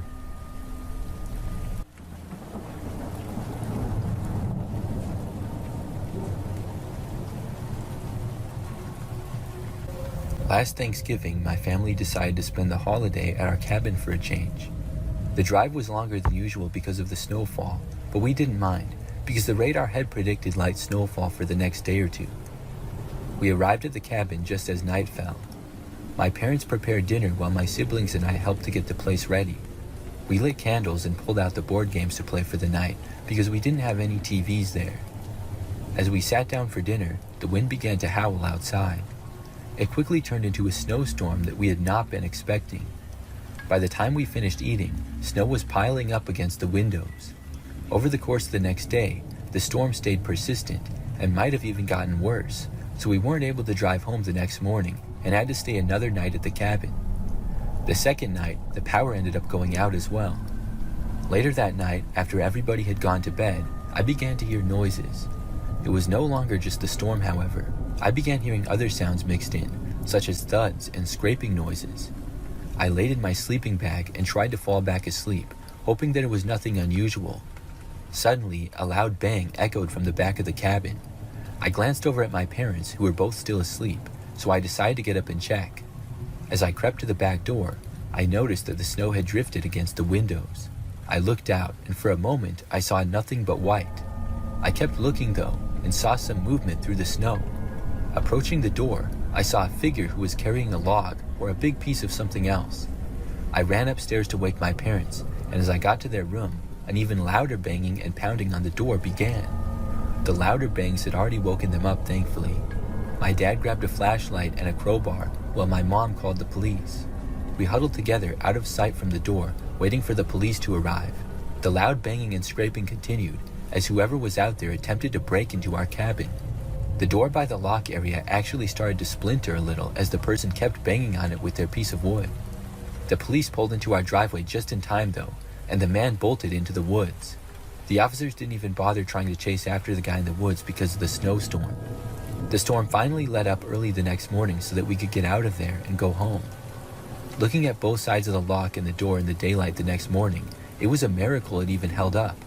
It was a good thing the police were able to make good progress through the snowstorm, because I'm not sure how much longer the door would have lasted. Also, we discovered that our power had been purposely cut, something which we had just thought happened as a result of the storm. My family had no idea who the intruder could have been, and we ended up selling the cabin soon after the incident just in case.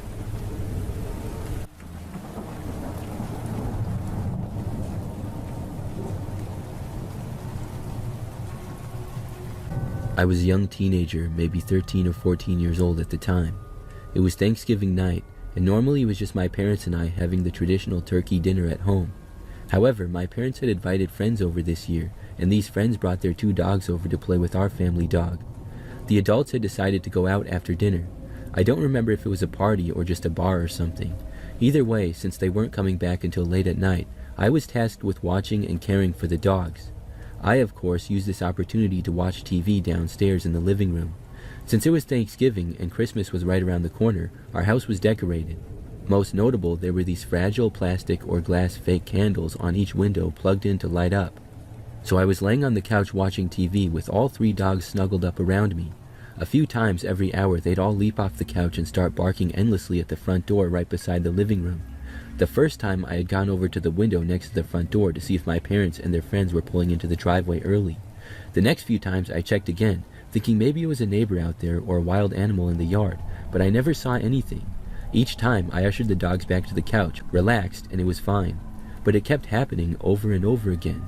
I don't remember exactly how many times the dogs did this, but the last time I had gotten up to calm them down again, I noticed they were angled slightly more to the window with a candle than the door this time. I was intending to peek out the window to see if something was there, but as I did so, the candle was suddenly torn out from the socket in the wall and broke against the wall behind me. The dogs erupted in more panic. I had no idea what to do, and I ran upstairs with them following. I didn't know exactly what my plan was. If this happened now, I'd most likely go outside to a neighbor, but regardless, I locked myself and the dogs in my bedroom upstairs until I eventually fell asleep. The next morning, my parents returned, and I got in trouble for breaking their decorative candle. They'd never believe me if I told them what happened, and I'm honestly still confused. I really don't know what happened there.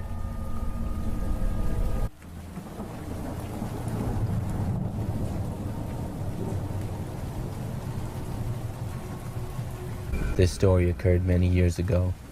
It was probably the early 2000s at the time, and I was about 5 or 6 years old. The Thanksgiving tradition from my family is to go to my Uncle Rob and Aunt Carrie's house. They have a pretty nice place about 30 minutes away, and it's a middle point for lots of our family to meet. I remember that year we had a big family 2-hand touch football game outside. It was really fun, but I was too young and too little to participate, so I stood around and watched with the rest of the family. As I was watching the game, my Uncle Rob's neighbor John came up to me and started talking with me. John would also be at our family get-togethers sometimes, because he would often just stop by and say hi, and then end up staying for a while. I didn't know much about him, but he always just seemed a little bit strange to me. He was probably in his 50s, and had grayish hair and wore large glasses. He asked me several questions about football and who my favorite players were and stuff, and then talked with me about some other things. I remember then he asked me if I wanted to see his house. I didn't really want to, but he was really persuasive and kept telling me that I had to see it. So finally, I said okay, and then we got up and we walked back to the front of the house and then down the driveway. We walked down the street into his house, which was maybe a 10-minute walk away. When we got there, I saw his house, which was an older, more beat-up looking house. He let me in the front door, and the first thing I smelled was a strong, musty smell. The house was pretty messy, and I didn't really know what we were doing there. He told me to sit on the couch, so I did, and he turned on the TV. I remember watching football on TV for a little while he sat across from me in his chair. We did that for maybe 10 or 15 minutes until the front door suddenly opened. It was my Uncle Rob. He looked really surprised to see me and asked us what we were doing. John then stood up and told my Uncle Rob that I had been begging him to take me to his house. He said that I had to go back, and then I went back to Rob's. John stayed there. I really don't know why John invited me over to his house that day, but after that Thanksgiving, I never saw or heard anything about him again.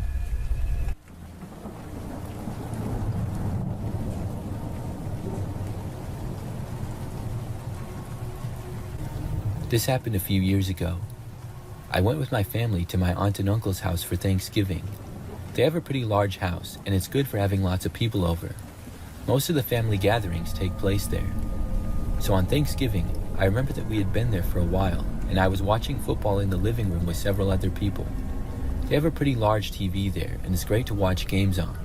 Some other people were just off at the dining room, which is the next room over, sitting at the tables and talking.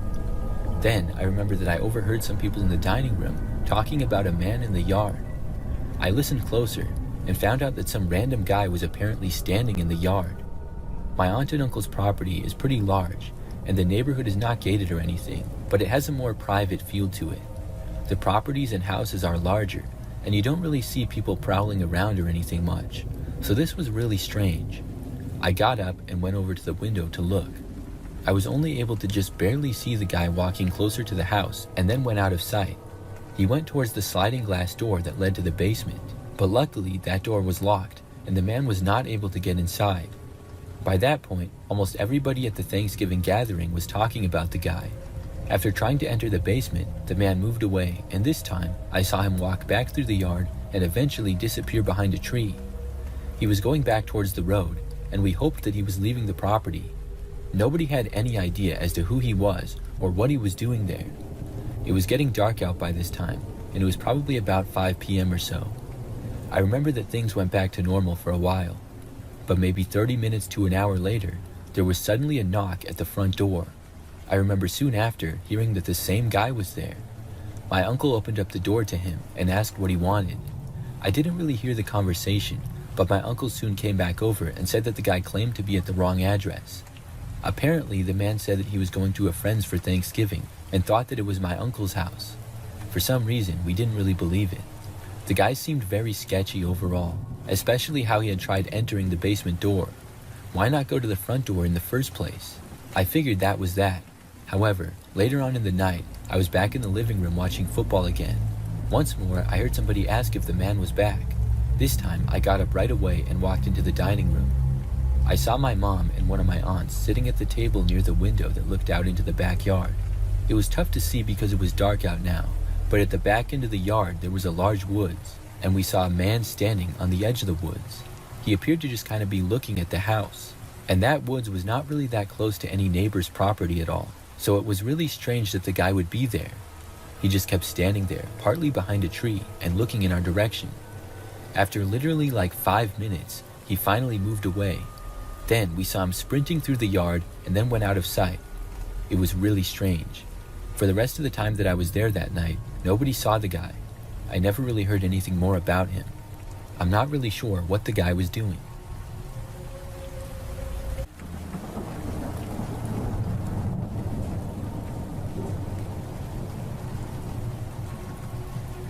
I was organizing some stuff in a storage unit until late on Thanksgiving night after dinner one year because I was moving places later that weekend. I share a storage unit with my mom and dad in a kind of sketchy area in town, but a part that I knew nonetheless. All my stuff was in the back of the unit, so I had to do a lot of lifting and moving. It was dark out and I was the only one left in the storage lot. Our unit is on the outside lot. As I was taking stuff out and getting it ready to move for the next few days, I saw a man come out of the inner storage lot inside the building. I kind of got a sketchy vibe from the dude, but he seemed homeless. So I said happy holidays and he asked to help me, but I insisted I was fine on my own. He then left and I continued moving stuff back into storage. The guy then showed up again and approached me closer this time and said, "You sure you don't need any help?" And I said, "I'm good, but thank you." Then he said, "Look, I need help moving my stuff into my storage, so can you open the door for me in the inner lot?" At that moment, I knew something wasn't right. I declined, saying I needed to get home and it was important, to which he responded, "I think what I need to do is more important." My anxiety started kicking in hardcore. I finished packing my stuff and clutched my keys to the car to get out. I locked my storage unit up, all while having a conversation with the man. I tried to keep my cool because I had no idea if he had a gun or a knife on him. I said I would help him, but had a plan to start running, had my phone ready, and made sure that he stayed ahead of me. I then told a fib that my mother was sick today and it was a hard day. After hearing this, the guy started to be more friendly and nice. He then stopped before we got to the door and went, "Actually, I don't need your help." At that moment, I knew that I used my wit to its advantage. He felt empathy and I started walking away. He then asked for a ride and I said that I couldn't do that. I started walking faster and he followed me and said please, and then asked why I looked so stressed and worried. I then got in my car and he started knocking on my window. I drove myself to the gate and I had to enter a code to get out of there. I had a feeling that he was going to mug me, rob me, or possibly worse. Thankfully, I was able to get out of there and drive away from him. The only thing I know is that I'm investing in some self-defense weapons, as that was the most terrifying thing in my life.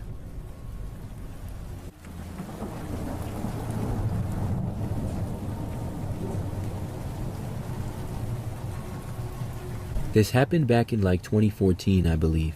It was Thanksgiving Day and I was at my aunt and uncle's house. I was in high school at the time, and basically my whole family was together as we are every year. Everybody was hanging out and having a good time. After dinner, when it got a little bit later, some people were going to go shopping. This was back when Black Friday was a huge deal, and a lot of the stores were actually opening at 6 p.m. on Thanksgiving night, which seemed crazy. There were a lot of big sales though. So one of my aunts started the tradition of going shopping at 6 and then coming back at like 8. She said if anybody wanted to go with and join her, they could, and there would usually be like 5 people that would go. The rest of us would stay back at the house. Now, I wasn't going to go that year. It was mostly the women, like my aunts and a couple of cousins. The guys were too busy watching football, which is what I would want to do rather than shop on Thanksgiving night.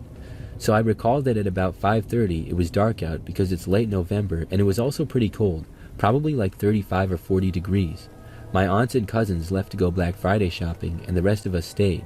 However, they came back inside less than a minute after leaving. They said there was some sketchy looking guy standing at the end of the driveway creeping them out, and he wasn't moving. This caught most of our attention.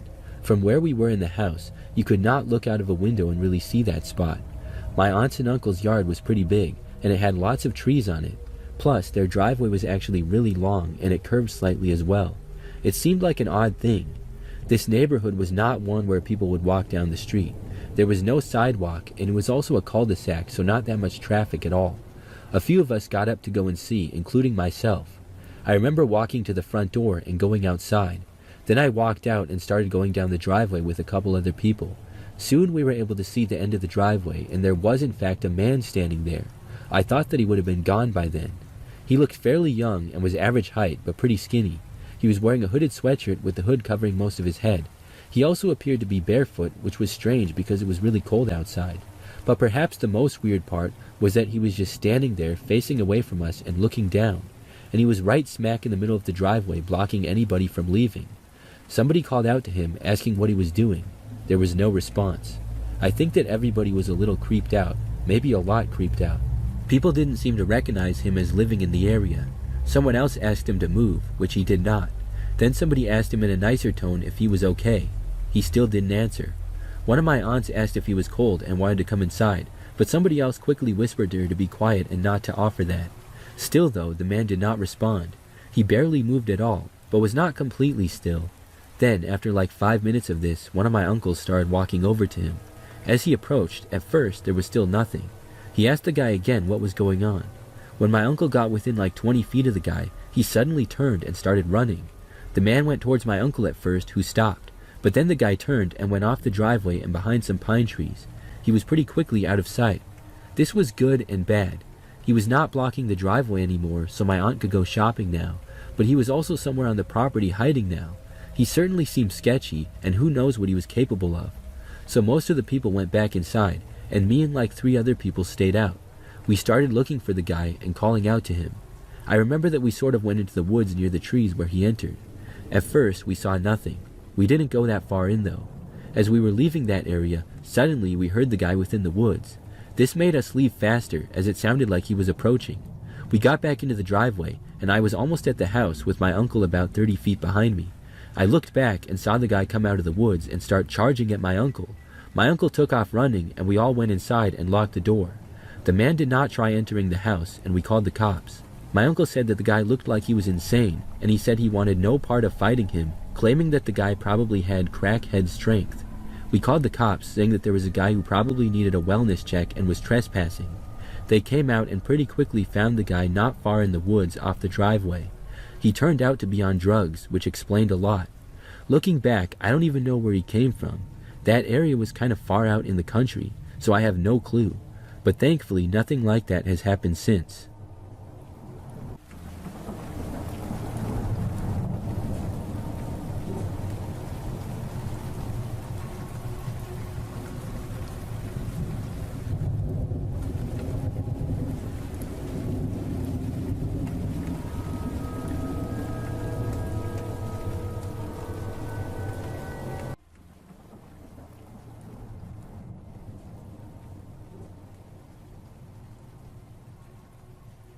When I was a kid, I used to go to my best friend's house for sleepovers all the time.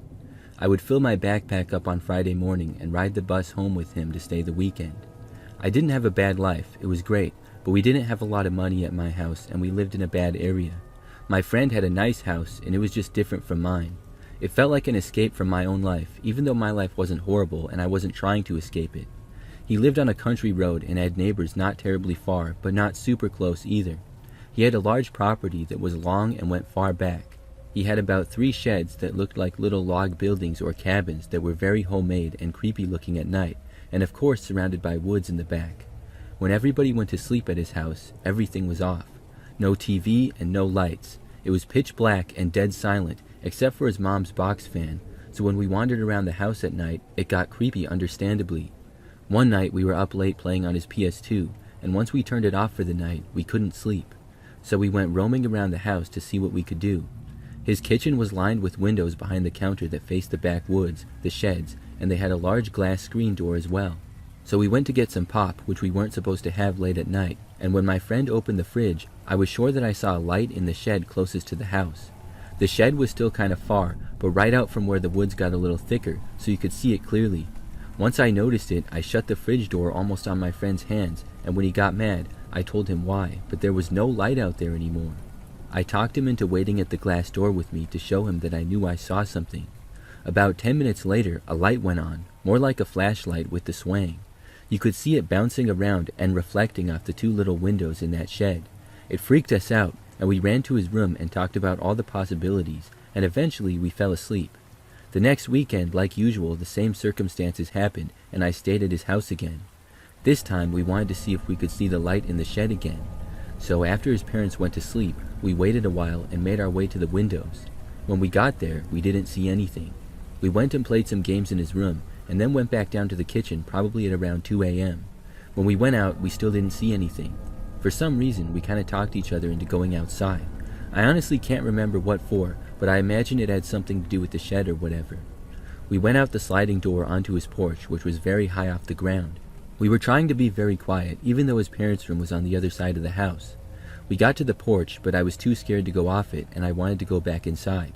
But once I was about to tell him that I wanted to go back in, we heard and saw the door to the shed open. Coming out was some skinny, old, disheveled-looking person, probably a homeless man, but to us kids, he might as well have been the devil. We didn't move at all. I guess it was out of fear, but the guy started walking towards our direction a little. I doubt he even knew we were there, but something snapped me out of it, and I just remember screaming and running to the door with my friend. When we closed the sliding door, we looked back and saw the man running after us. We didn't even lock the sliding door, we just booked it for his parents' room. We woke them up and they got up, looked around the house, and saw that the sliding glass door was open, but they reassured us there was probably an animal that got in, and they would look tomorrow. My friend and I barricaded ourselves in his room for the rest of the night. When we finally woke up around noon, his dad was outside cleaning around the shed. He found a pocket knife and a bunch of wood that was carved into things. His dad brushed it off as already being there, probably because of all the old random junk around. It was brushed off as our imagination, probably due to the fact that we always played like that. Now grown up, years later, my friend's dad told us the story of that night, but at the time he didn't want to scare us any further. But after we went to bed that night, he checked the basement and found the man down there and had to kick him out of the house. It was a homeless old man that wanted to steal food and other belongings to sell. My friend's dad said that the old man left peacefully and didn't get aggressive or violent at all, which was good. But I'm glad that he sent us kids up to bed that night after seeing the sliding door open.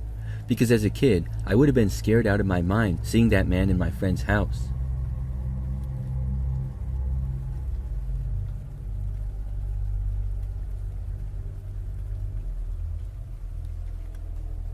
There was this kid who was briefly at our school for a few months in high school. I will call him Tommy for the story. I come from a town where the people you went to school with together in kindergarten were the same kids you graduated high school with. Tommy moved to our school about halfway through our freshman year of high school. When new kids came to our school, everybody flocked to them. The first time he and I had a class together, I remember the teacher asking him if he had his books yet. He responded with, "My wife never confirmed my school schedule with the front office." I remember everybody thought it was funny. You're 14 years old and you have a wife. He was clearly trying to be funny and get a laugh from the class and the teacher. My friends and I were skating after school one day and we saw Tommy. I remember talking with my friends about the joke he said in class, and we all became oddly infatuated with this kid. It took some time, but after about a week of letting him hang out with us, he became one of the boys. One of my buddies asked if we could go to sleep at his house on Friday night, since we would do sleepovers often with each other on the weekends. He looked shocked when we asked, but the next day at school, he did say it was okay after asking his parents. My buddies and I rode our bikes to where he lived, with clothes for the night and our skateboards strapped to our bags. We met his family, who at face value seemed completely fine. Then things got a little weird. First, his dad had a huge weapons collection. At the time, I thought it was awesome. He even took us out into a field by a canal to shoot some of his assault rifles. Next, we met Tommy's wife. Turns out he wasn't trying to be funny in class, and she was real. She was also 26, and the whole wife situation with the 14-year-old boy was definitely strange to say the least, but we didn't intrude or ask a ton of questions. They would like to hold hands. At the time, we thought this was awesome. It was like dating a senior when you're a freshman. Things kind of got to a new level of weird though when Tommy's dad had his arm around Tommy's mom, and his arm was around another girl that couldn't have been terribly older than we were at the time. Apparently, they were both his wives. We then spent about 2 hours praying with the family in the living room.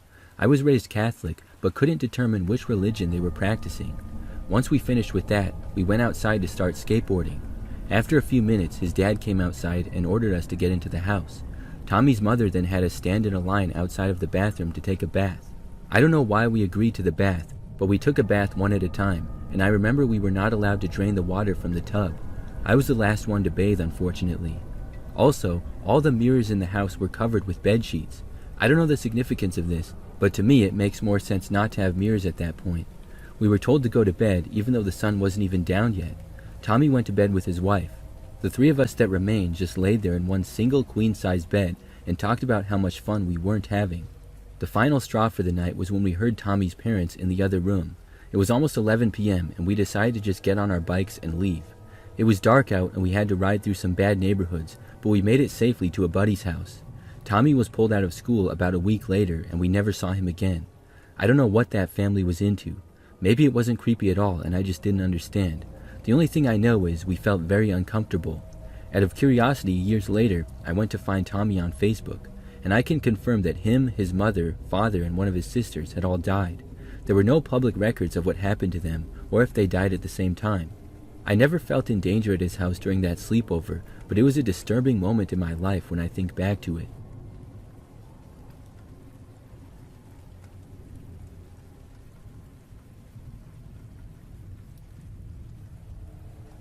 This happened to me as a 12-year-old girl when I had a sleepover at my cousin's house.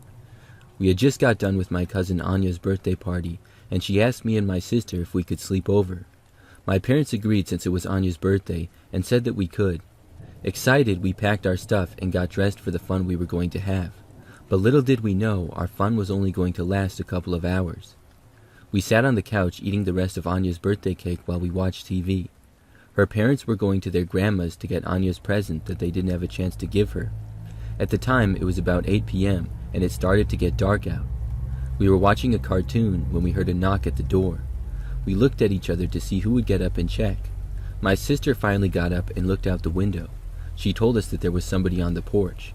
Since it was dark out and the dark can sometimes make you see things, we thought that there was really nobody there, but we still had suspicions.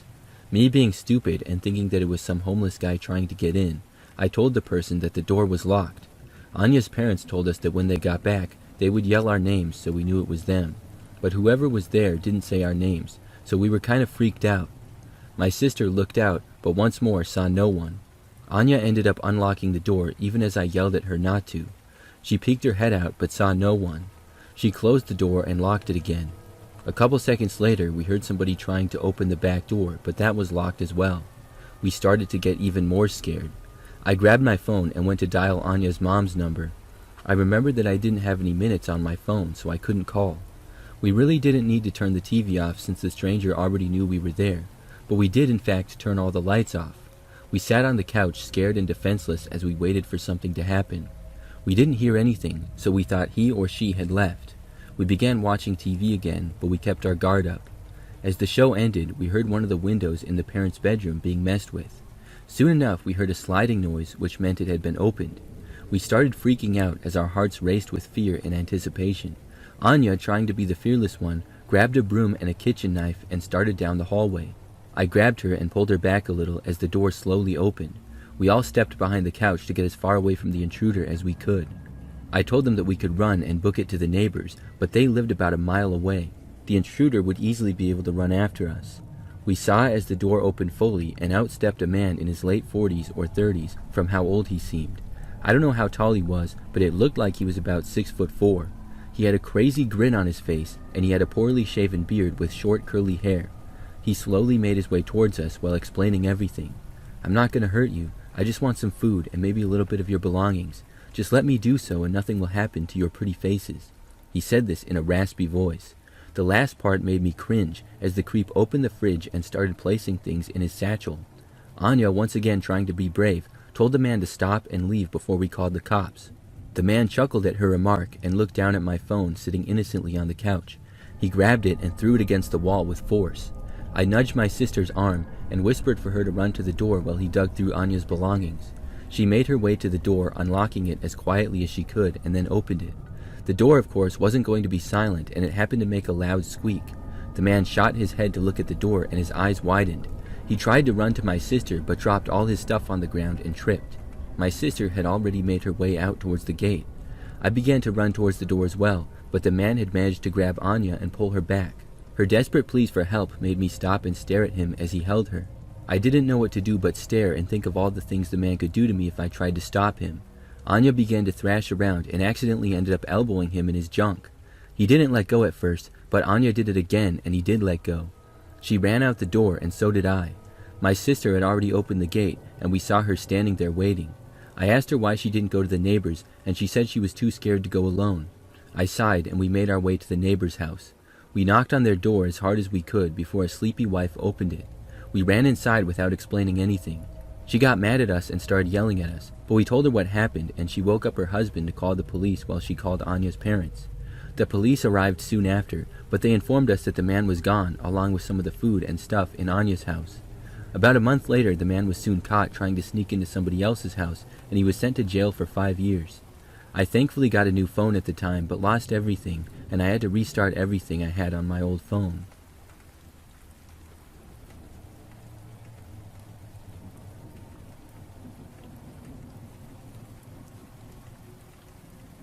In 2015, I had a best friend who I will call Jersey. When I first began staying at her house for sleepovers, I was told by her and her older sister that their room had some weird things happening for a while. They each had a single bed parallel to each other which was separated by a lamp. The lamp had a large silver base, and from the top were long, thin, and bendy plastic branches that came out with LED lights from the top. Each branch could be moved and positioned how you wanted it to. They told me one night that the branches would sometimes bend and shake on their own, and the lights would flicker too. There was also a built-in cupboard in the wall, and I was told that it would open and close throughout the night depending on how they left it in.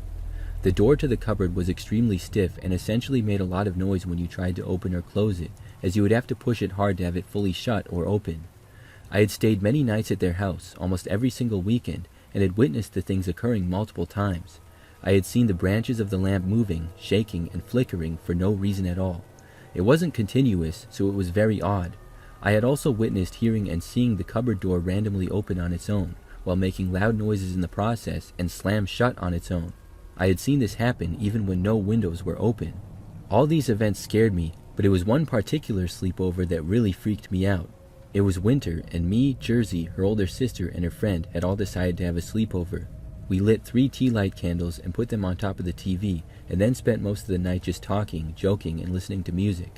Somehow we ended up speaking about the weird things that had been happening in the room, and we were just messing around and coming up with weird theories. As a joke I said while laughing, I said, "If someone is here, please blow out the middle candle." A few seconds passed, and then the middle candle went out. The 2 candles on either side didn't even flicker or move. We all screamed, and for some reason we all jumped onto the same bed, piling on top of each other. We were all huddled together, arms covering our ears, and we were kind of laughing and crying for a few minutes. No one had the courage to sit up and open their eyes. Eventually, we counted to 3 and all sat up. We checked the window and it was closed as it was winter, so it couldn't have been the wind. We were so freaked out and spoke about it for a while. Eventually, we went to sleep, but it took a very long time. A while after that, my friendship with Jersey ended, so I haven't stayed there since. I still have no logical explanation for this, and I don't know what happened.